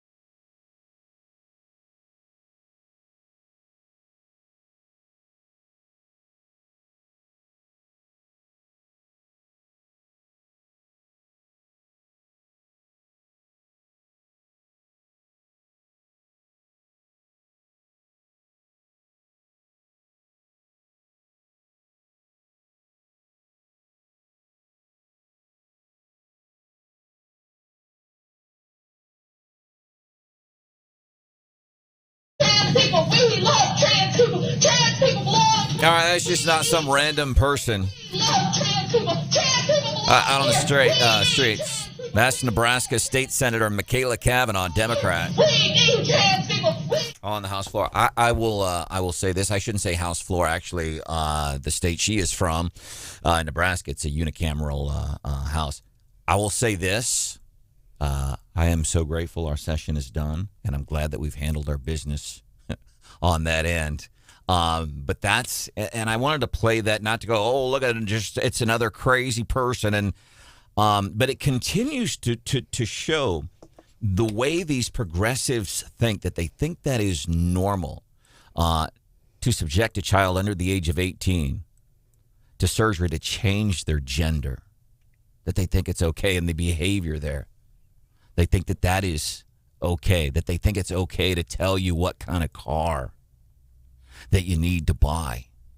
And you can hear, listen, I'm not going to pass any judgment there. You heard this woman for yourself, and I'm guessing. Trans people belong. I'm guessing you've made some, you've put together some thoughts on Michaela Cavanaugh, as have I. And that is consistent. By the way, Dianne Feinstein, California, Rocana, California, he's being interviewed over the weekend, asking, like, what's going on with Feinstein? She got the shingles. She stayed home in California for a couple of months, then gets back to D.C., and she's being asked by reporters, like, hey, you know, what was it like to be gone? And we played the audio on the show. She's like, what are you talking about? I haven't been gone. I've been here. But then, so not only some of these mental issues or whatever it is, but that arrogance. Like, hey, I'm not in good health. I can no longer serve the people. She wants to stay because she likes being a lawmaker. She likes the power. She's been doing it since 1993, when she was sworn in January of 1993. It's that arrogance. It blows me away. Well, I don't understand it, Steph. Welcome into the show. I'm saying to nobody in particular, welcome in. It's Wake Up Mid-Missouri. There is Stephanie Bell. Good morning. There's Mr. John Marsh. Here, sir. Producer Hannah is here. Hello. My name is Branden Rathert. 874-9390, 874-9390. Before we get into the next thing, I do want to remind you, KWOS is teaming up with our friends at Midmo Telecom to salute our troops this Memorial Day. Go to KWOS.com. Tell us about a veteran or an active service member's name. We could be talking about it here on KWOS. One of the things that happened last week was there was a seminar I thought was pretty interesting being put on by the Columbia Police Officers Association, and I'm guilty of, who isn't guilty of this? You show up to work and you watch the latest video of police trying to keep the public safe, and somebody says, oh my gosh, they were too rough with that dude. That was unnecessary. And I do this too. I'm not absolving myself of any blame here, but I sit and I go, I saw that video. I know what I saw. And then I come on and pretend to try to talk about it in an expert fashion. And we all do it, I think. But how much do I actually know about use of force, excessive force, things like that? That's why I thought it was interesting. Columbia Police Officers Association putting on this thing last week and wanted to get just kind of somebody from a citizen's point of view that attended this thing. What did you learn? What surprised you? Want to bring in Tanya Heath from Columbia. Tanya joining us on the show. She's involved in some stuff. You attended this thing. What did you learn in this event? It was a great overview as far as how a police officer has to arrive on a scene, assess things that are known and unknown in a very short amount of time, make a decision to keep the public safe or other people safe, as well as, themselves. And also just, look at what a suspect is doing versus what a suspect is saying, and how the police officers are charged with making sure that a situation is handled quickly, because the longer it goes on, the higher the risk that the suspect could possibly hurt others around them if the suspect does not comply. And it really has to do with compliance of the suspect. So was this event the other night, was it geared specifically towards the incident at Harpo's, in which now these two officers no longer employed with the Columbia Police Department, or did they cover more about use of force in general terms? Yes, the whole presentation was about use of force in general terms, and then at the end, he spent probably 5 or 10 minutes specifically going over the Harpo's incident, and he had the video and then pictures frame by frame, and he would point things out that we had all seen, but when he did it frame by frame, it was really interesting to see all the things that most of us had not seen. What was something that we hadn't seen? Well, so the officers, obviously, you see them giving verbal directions to the suspect.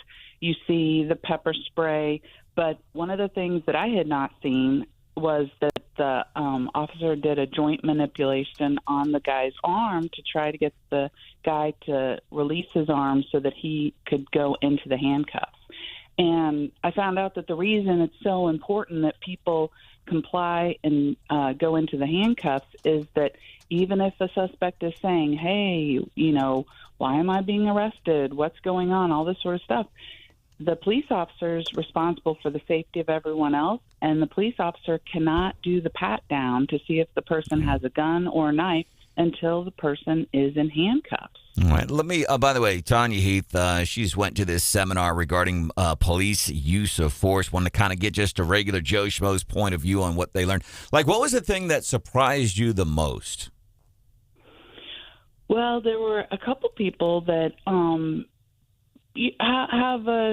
have sort of a different view as far as how they think any police interaction should go, and as it wound up, they would ask questions about, why couldn't this or that happen, and it was a very interesting discussion with the community that was there, because he had previously shown videos where the police had not taken strong action, and the suspect in the videos had a gun and shot at the police.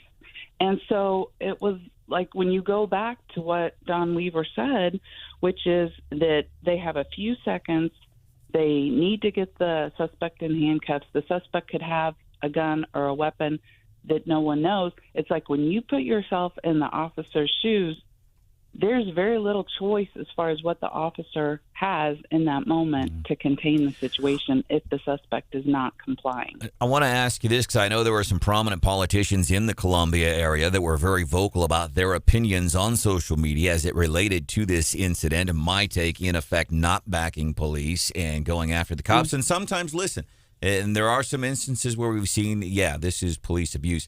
Not in this situation. Were there any local elected officials there, especially any of those that were on social media being vocal about this? No. Okay. I know there were not the ones that had been vocal on social media. Don Waterman, who's Fifth Ward, he was there. He was listening and taking notes and paying attention. And I know Columbia Mayor Barbara Buffalo was pretty vocal about this. Was she there? No. All right. Tanya Heath, thank you for joining us this morning here on Wake Up Mid-Missouri and sharing kind of what you saw.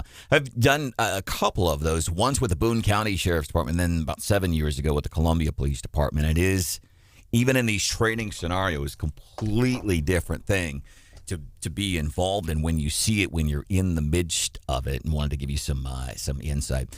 Over the weekend, thousands of local kids graduating from the high school, and we're wondering, so are they going to college? We were looking at some numbers earlier this morning as it relates to the kids, the number of students enrolled going to college. And the numbers, they continue to go down. They've been going down for a while. And do we know why? I think we can speculate. Yeah. I think a lot of people are rationally considering their options.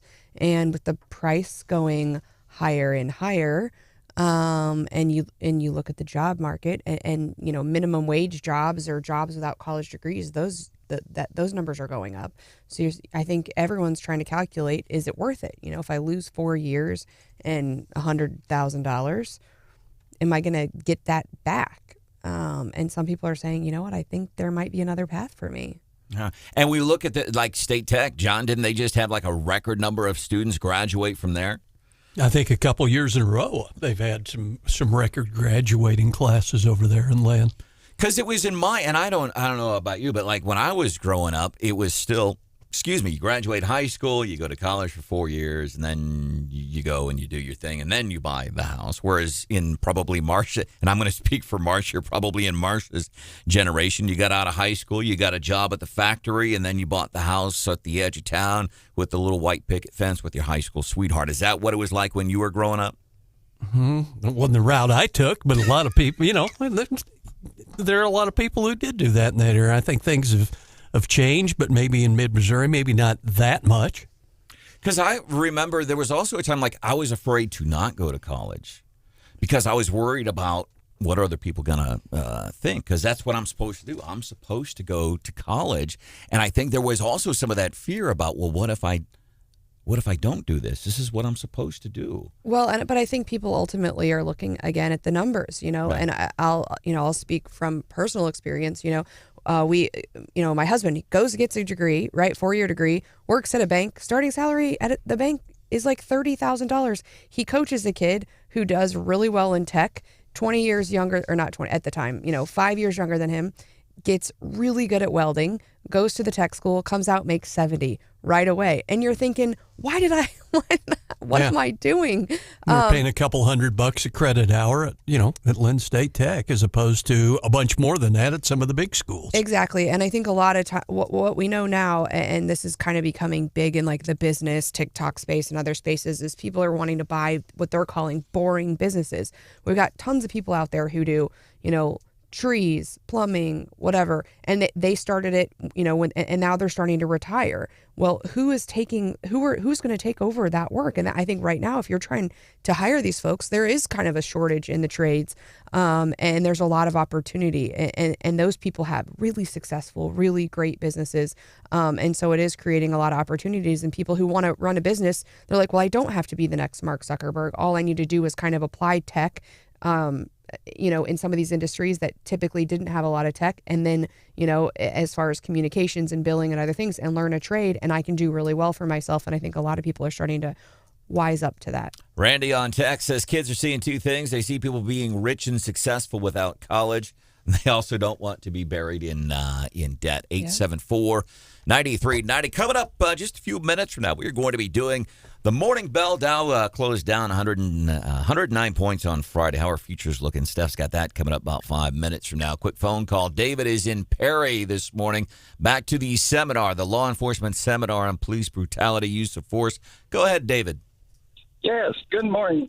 I'll tell you what, a lot of this stems from the problems we have with, actually, the ACLU and the NAACP, when they've come to the point where now the police have got a soft glove to a lot of these people. If they went back to the old school of military police, if you ever notice how the military police handle things, you never hear the problems about people getting killed, because they do it quick. You comply or you're down. And that's the end of the story. They're not soft gloving. That is the end of the story. David in Perry this morning. Thank you for checking in here on Wake Up Mid-Missouri. Coming up 8:25, Morning Bell with Stephanie Bell. Earlier you asked us, are you excited about AI or are you panicking and freaked out? Mike Rowe from Dirty Jobs is weighing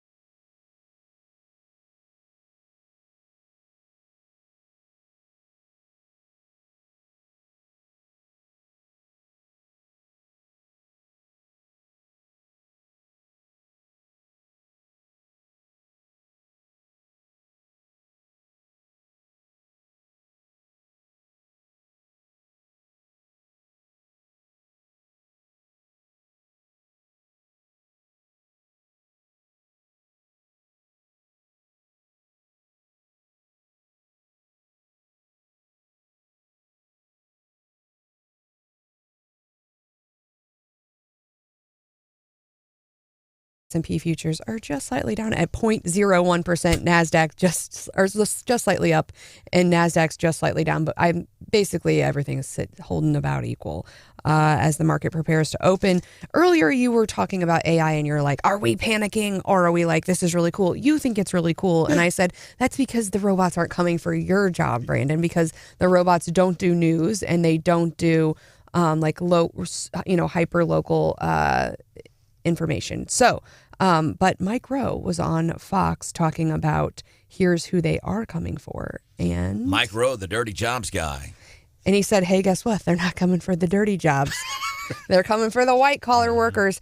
And the reports show that. And he's basically saying, he said, I've not seen like a plumbing robot or, a trades robot, but they are kind of taking over these like desk jobs.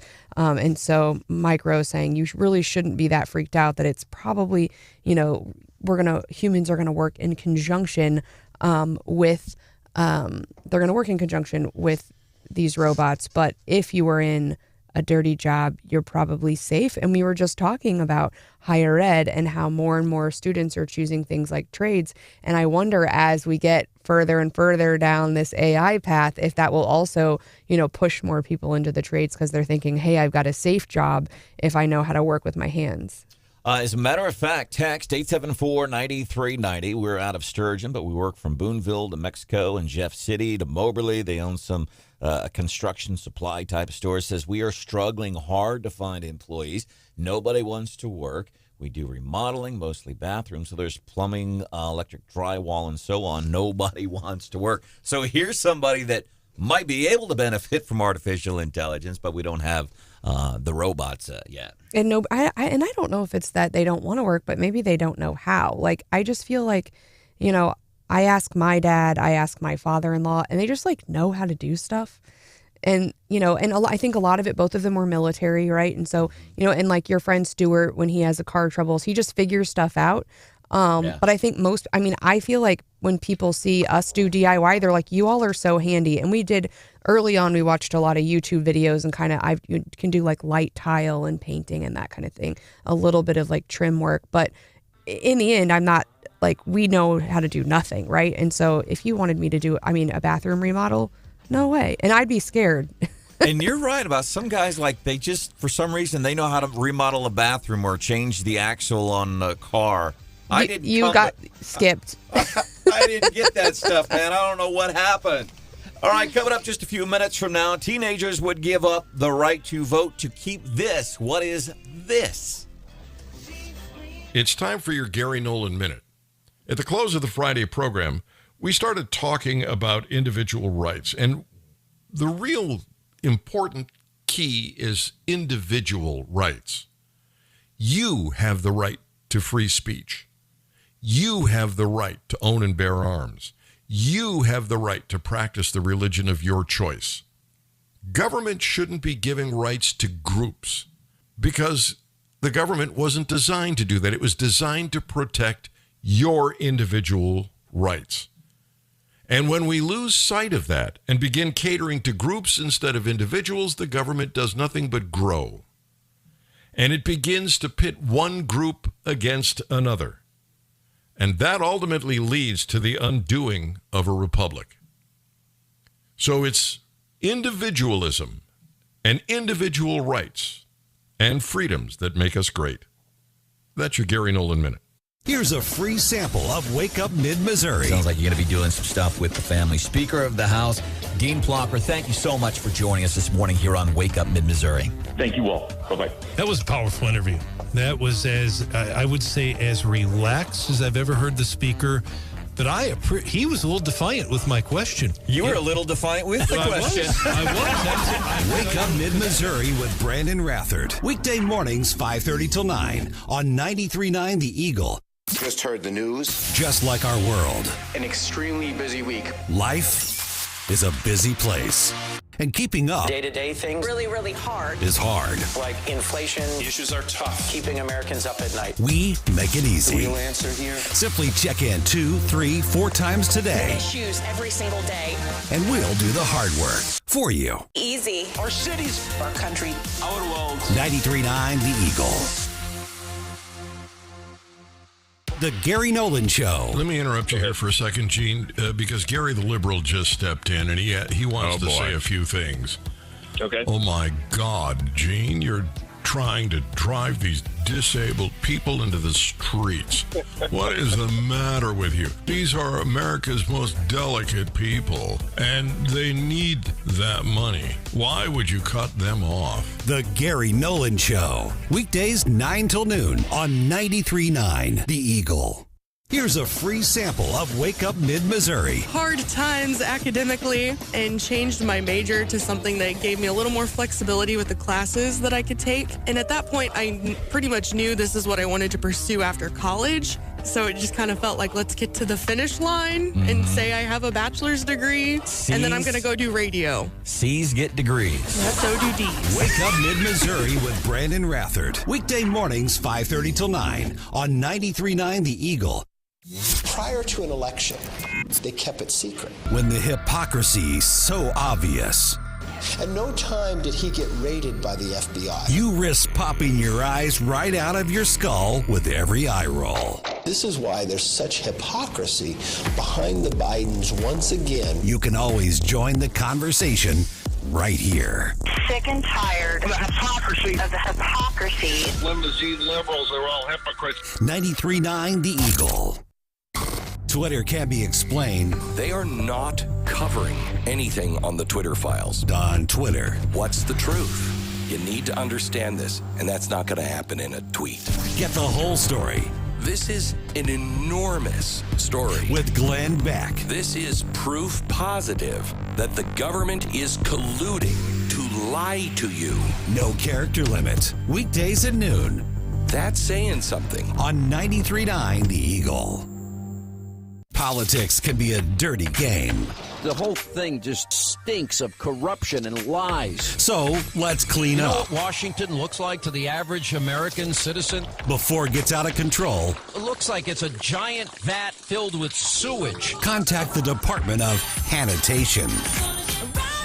None of this meets the smell test. Sean Hannity. Get out of the way so we can clean up the mess. Weekdays at 2 on 93.9 The Eagle. Here's a free sample of Wake Up Mid-Missouri. Sounds like you're going to be doing some stuff with the family. Speaker of the House, Dean Plocker, thank you so much for joining us this morning here on Wake Up Mid-Missouri. Thank you all. Bye-bye. That was a powerful interview.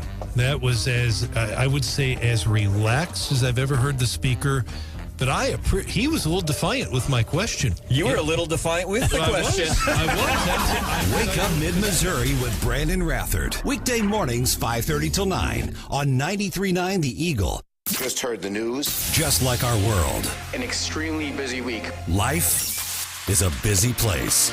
And keeping up Day-to-day things really, really hard. is hard. Like inflation. Issues are tough. Keeping Americans up at night. We make it easy. The real answer here. Simply check in 2, 3, 4 times today, Issues every single day. and we'll do the hard work for you. Easy. Our cities. Our country. Our world. 93.9 The Eagle.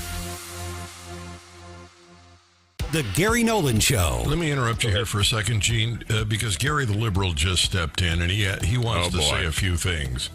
Okay. Oh, my God, Gene, you're trying to drive these disabled people into the streets.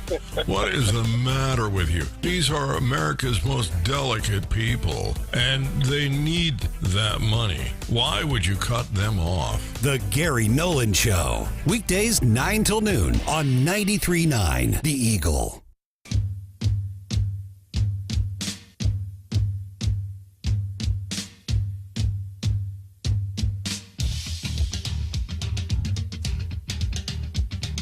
Mr. President, I've been in these negotiations before. Mr. President, shush up, okay? Thank you. Man, Joe getting a little cranky there. Shush up, okay? Shush up. Not even shut up, not even shut your mouth. Shush up. And I don't know how to react to that. Somebody says, shush up. If an adult said that to me, like another adult, but I mean, I actually kind of like it. Sounds nicer than shut up. I'm going to start using that with my kids. Shush up, okay? Shush up. Shush up. Marsh, how do you react to that? Sound like something grandma'd say. Shush up. Or your kindergartner teacher, Mrs. Williamson, shush up. Shush up. That's Joe talking about debt ceiling. Apparently him and Kevin McCarthy, Speaker of the House. Supposed to talk some more on that today. Good morning and welcome into the show. It's Wake Up Mid-Missouri. There's Stephanie Bell. Good morning. John Marsh is here. I'm here. Producer Hannah. Good morning. My name is Branden Rathert. Brian Houseworth running around here. Also, Tim Scott going to make it official today. That's two GOP presidential candidates we will have from the state of South Carolina. Of course, Tim Scott had announced last month. He says, I'm forming an exploratory committee. Today, he's apparently going to make an announcement that he's going to make it official. I like him. There's nothing I really don't like about him. If you're to look at polls for what polling is worth, it's Trump and kind of DeSantis, and not even really DeSantis, but basically it's those two. So he is going to make it official today. And before we get on to the next thing, I think this has been interesting. The stuff with Hunter Biden. And here's what I find interesting now. You are finally starting to get some of these networks and some of the cable news channels outside the scope of Fox that are starting to pay attention to some of what's going on. So I've been following that. It was especially, my curiosity was especially piqued when I saw Jim Garrity right over the weekend for the Washington Post about this stuff with Hunter Biden. Hunter Biden, president's son, is a whole series of scandals related to him. A lot of folks, it's just because he was the hookers and the cocaine and the laptop. That's not it. It has to do with him allegedly selling the family name, using that, peddling that for political influence. And this guy, Jim Garrity writes for the Washington Post, he says, we should not be treating this as a non-issue. He says, millions have flowed to Biden family members. Don't pretend it doesn't matter. And he goes on to write, we're still left with a motley collection of odd and unsavory figures sending a lot of money through a lot of companies to a lot of members of the Biden family with little explanation why. And the reason this guy writes this for the Washington Post, he is saying, people like, and Fox included, is saying, okay, Mr. Comer, okay, Mr. Jordan, you've got all this, but we need to see evidence. We need to see it. And this Washington Post columnist is in effect saying, well, it's hard to get. He's almost kind of backing them a little bit, saying maybe evidence is coming. He goes on to write, does anybody believe that Chinese energy tycoon Yi Jinping in 2017 gave Hunter Biden an almost 3-carat diamond, estimated to be worth $80,000 as a gift out of the pure goodness of his heart? Do you think that's what's happening there? Guy says no, not at all. And I hope I hate to see bad things happen to people, but I enjoy when there are consequences. If I behave badly, there's consequences. I hope there are consequences for this, and I hope there's consequences for the news outlets, really, that haven't been covering this. Outside of somebody like Randy Tobler, who hosts the Tobler Show, weekdays 4 o'clock, there's been very little coverage of this. Nationally, I mean, it was being covered on our shows, obviously, and locally, but Fox has covered it. Good Morning America, that I normally have on because of the local, need to see what's going on locally, the derailments, they've barely covered that. They had a story about Texas abortion, and George Santos has been on almost every day. But it is interesting to see, and we'll see if, what ends up coming out of that. I also do think Mark Alford you kind of had to pull it out of him, Branden, but the congressman did say that he is optimistic there'll be an agreement by June the 1st. So he seemed optimistic, hopeful about that too. Congressman Mark Alford was on about an hour ago, and as a matter of fact, he even clarified at one point. He said, I don't know that anything's going to be done today here on Monday, May 22nd, but I do believe something will happen by June 1st. And listener Randy texted in and said, in my opinion, Mark Alford has been very impressive so far, and I've heard similar feedback from other folks. I think he's right on. He's really doing a good job. He got 71% of the vote against a guy with the last name of Truman from Lamar. But that the district, it's just interesting how the district has changed. But it still includes Whiteman. It still includes, it also includes Sedalia as well in Fort Leonard Wood. By the way, what's happened? So another train incident. Yeah. We had, of course, the deadly one last summer, kind of in the north central part of the state, and we had another one happen this weekend. But sounds like the details are kind of odd, from what I'm understanding. Apparently, their train coming across the tracks, and from what I can tell, the semi just drove into the train. Am I understanding that right? That's based on the footage. It's based in the crash report, and I linked to the crash report on the website. I also have seen Abby Landwehr and Joshua's Blount stories, and I actually took a photo from Del Buckman, who's from Monroe City, and credited him on the website. Now, I've driven that stretch a number of times doing football games. I don't remember a railroad. Again, I'm going from my memory. I don't remember railroad tracks crossing that stretch. Not saying they didn't. I don't remember it. But based on that footage and based on the crash report, there are tracks that cross 24. And it specifically does say, and I linked to it in my crash report, it says the crossing was equipped with a crossbar, bell, and warning light. Minnis was pronounced Minnis, the truck driver from Higbee. We're getting a few questions, but the information is just what's in that crash report, and there's not a ton in there, but that is what is available at least right now, and I'm going to follow up after the show with the patrol to see if there's anything new to report.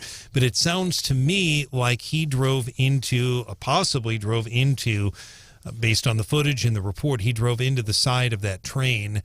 I don't know if he didn't see it. I don't know. But he was pronounced dead at the scene, the truck driver, who was 65 years old. And I thought it was interesting because another account says somebody apparently got some aerial footage of it and said they didn't see any skid marks and I don't know what, I'm guessing the implication is there that maybe the semi didn't stop. But again, based on the accident report, we're still trying to piece things together ourselves. We have a lot of information up on our website, 939theeagle.com, and the crash report is just the basics in there.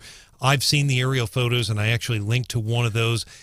That airplane or helicopter is too high up to see if those are but it appears that he hit directly, and then that caused the derailment. And I think that's awesome that you credit stuff. I know both you and Marsh, you guys do very well on KWOS.com and 939theeagle.com. I rather enjoyed last week when at the Zonta event where Stephanie Bell was honored. And they used a picture that was of Stephanie that was in the brochure. And you posted a picture of Stephanie on the website. Hey, Stephanie Bell being honored. And you even you credited were the source of the photo, which was Zonta. Yeah. But do you know where that photo came from that Zonta had? It was either from, it said Zonta, but I'm assuming either it came from Zonta or LG. LG took that photo. But yeah, I always. It's a Zimmer photo. It's our photo that you see on KWOS.com and 939theeagle.com. Like all of us, the Wake Up Mid-Missouri thing. It's the same photo. Single one, yes. we were giggling. Yeah, we were giggling about that last week. It's going to be my forever headshot. I just was having a good hair day or something, and I always wonder when I go to conferences why people who are like 60 have a headshot like from 20 years earlier, and now I know. I'm like, I will never change. That will be my photo forever. It's a good picture, but no, I credited Zonta on that. Right. But I'm really big about, like, for instance, the Facebook post. Del Buckman is the gentleman's name. He's from Monroe City. I'm assuming he's a pilot, and he actually has some really good photos. So I did credit him on KWS.com and 939theeagle.com. But on Stephanie, I definitely said Zonta. But we say that not to tease, but to show that's how thorough you are. You got the photograph from Zonta, and that's who got the credit. Yeah. Absolutely. And Del Buckman today from Facebook, because I certainly wasn't in an airplane. And that's one of the reasons we love Mr. Howell. Letters. I get letters. All right, let's open up the mailbag here for a little bit. So many letters. Coming up, we're going to be talking about a whole bunch of letters. Protecting your money. I'd even read mail from a cat. With Nick Knoth from the Mid-Missouri Better Business Bureau as it relates to HVAC stuff. There's a lot of folks. By the way, temps going to be warming up close to 90 this week. So a lot of folks go, oh, yeah, Memorial Day weekend. I need to start thinking about my heating and cooling system. Nick Knoth is here coming up a little bit before 9 o'clock. Some interesting, mostly we get text. Sometimes we get Facebook messages. Occasionally we get packets in the mail whenever somebody vehemently disagrees with your take on ending Social Security. That's just big packets. You get big packets about the history and the numbers, but mostly texts. We were talking earlier about weddings and people doing interesting things. Apparently, a gal on TikTok ordered Chili's for her wedding. And Isaiah said, I did Lee's chicken for my wedding, and it was a hit. How about that? Fried chicken, I think that makes a great wedding dinner. That is epic. Yeah. This is from Kim, and this has to do with a gas station on 70 and Range Line. Says every morning I'm driving by this gas station and they show gas at $3.75 a gallon every morning. And that's high, even by Joe Biden standards. But says then it lowers in the afternoon. Has anybody else seen that and can explain it? I did a quick search. I can't figure out what's going on. And I rather appreciate Darren's text this morning. We were talking about AM radio, specifically in electric cars, because a lot of automobile makers saying we're just not going to put AM radio in cars. Some people say it's because they want to squash conservative talk. But Darren says, well, if you don't want to lose AM radio, don't buy an electric car. Points. We also earlier were talking about my distaste for the fact that Stephanie is a Crocs fan. And we got a text from Brett. He said, I can picture it now. Little Stephanie in her purple Crocs, cut-off jean shorts, and her Hold My Beer t-shirt hollering at the neighbor's dog to shush the F up. Shush up. I love it. Shush up, okay? Shush up, okay? Shush up. All right, coming up a few minutes from now, Nick Knoth, Mid-Missouri Better Business Bureau, how to protect yourself when it comes to HVAC. Hiring somebody to do your HVAC stuff. It's coming up 5 minutes from now.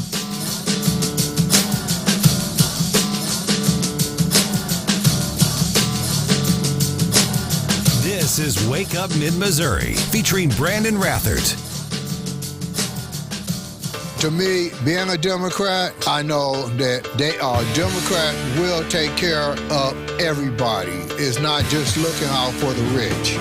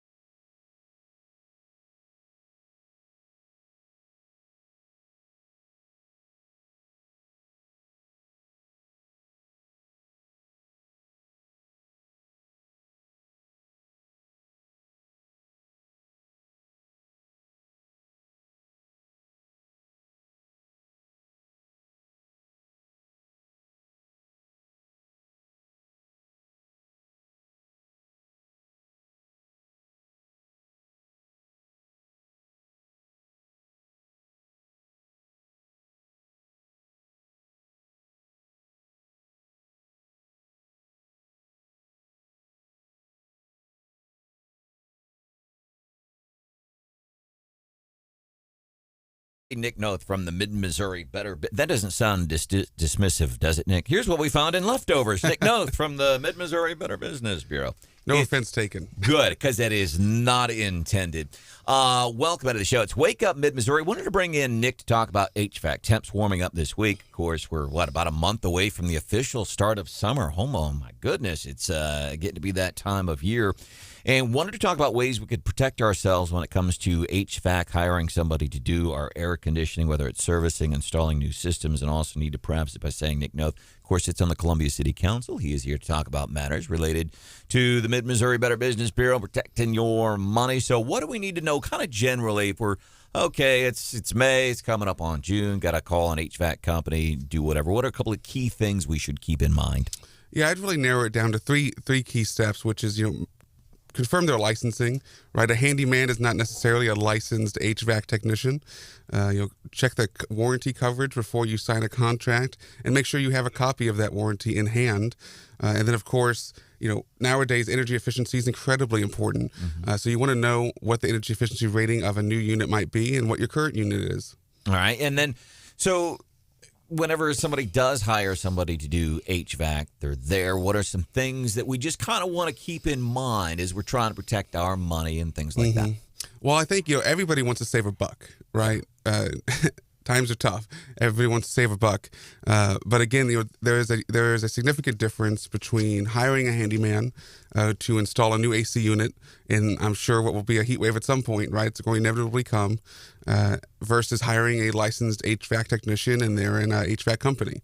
And really where we see that, kind of the end result, is hiring an HVAC technician, a licensed technician, typically results in far less complaints because those individuals know what they're doing, and when they go to install your new AC unit or furnace or whatever it may be, they're less likely to mess it up.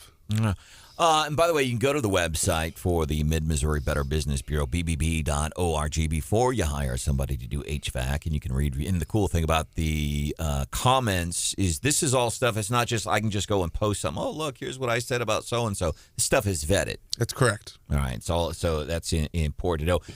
But if you get a complaint, let's say, about an HVAC company, like what seems to be a common theme when people aren't completely happy? Yeah, it's a couple things. One, it's kind of the scenario I just went with between hiring a handyman, hiring a licensed technician, is the end result being, oh, we think our units weren't installed correctly. Or, they replaced it and it's not what we thought it would be. That happens frequently, especially when folks are hiring people that are, not experts in that field. And then they end up with an AC unit, in this case, that isn't functioning properly or is perhaps causing active damage to their property. And you know what? When it's August and it's 103 outside and the heat index is 187, that stuff kind of matters, That's man. Right.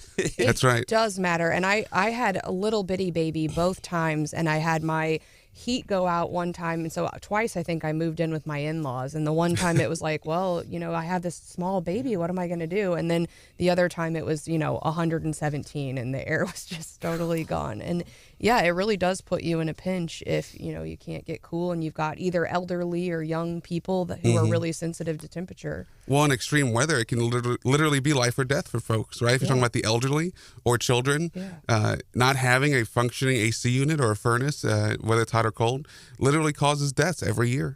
But if temps and the weather and the humidity stayed all year like what it was yesterday. Oh, my gosh. Wow. Wasn't yesterday stunning? Weather-wise. It was incredible. Anything else we need to know as it relates to HVAC and Better Business Bureau? Any things that we want to be thinking about before we hire somebody in that realm? Really pay attention to the energy efficiency of units. That is becoming a bigger thing every day.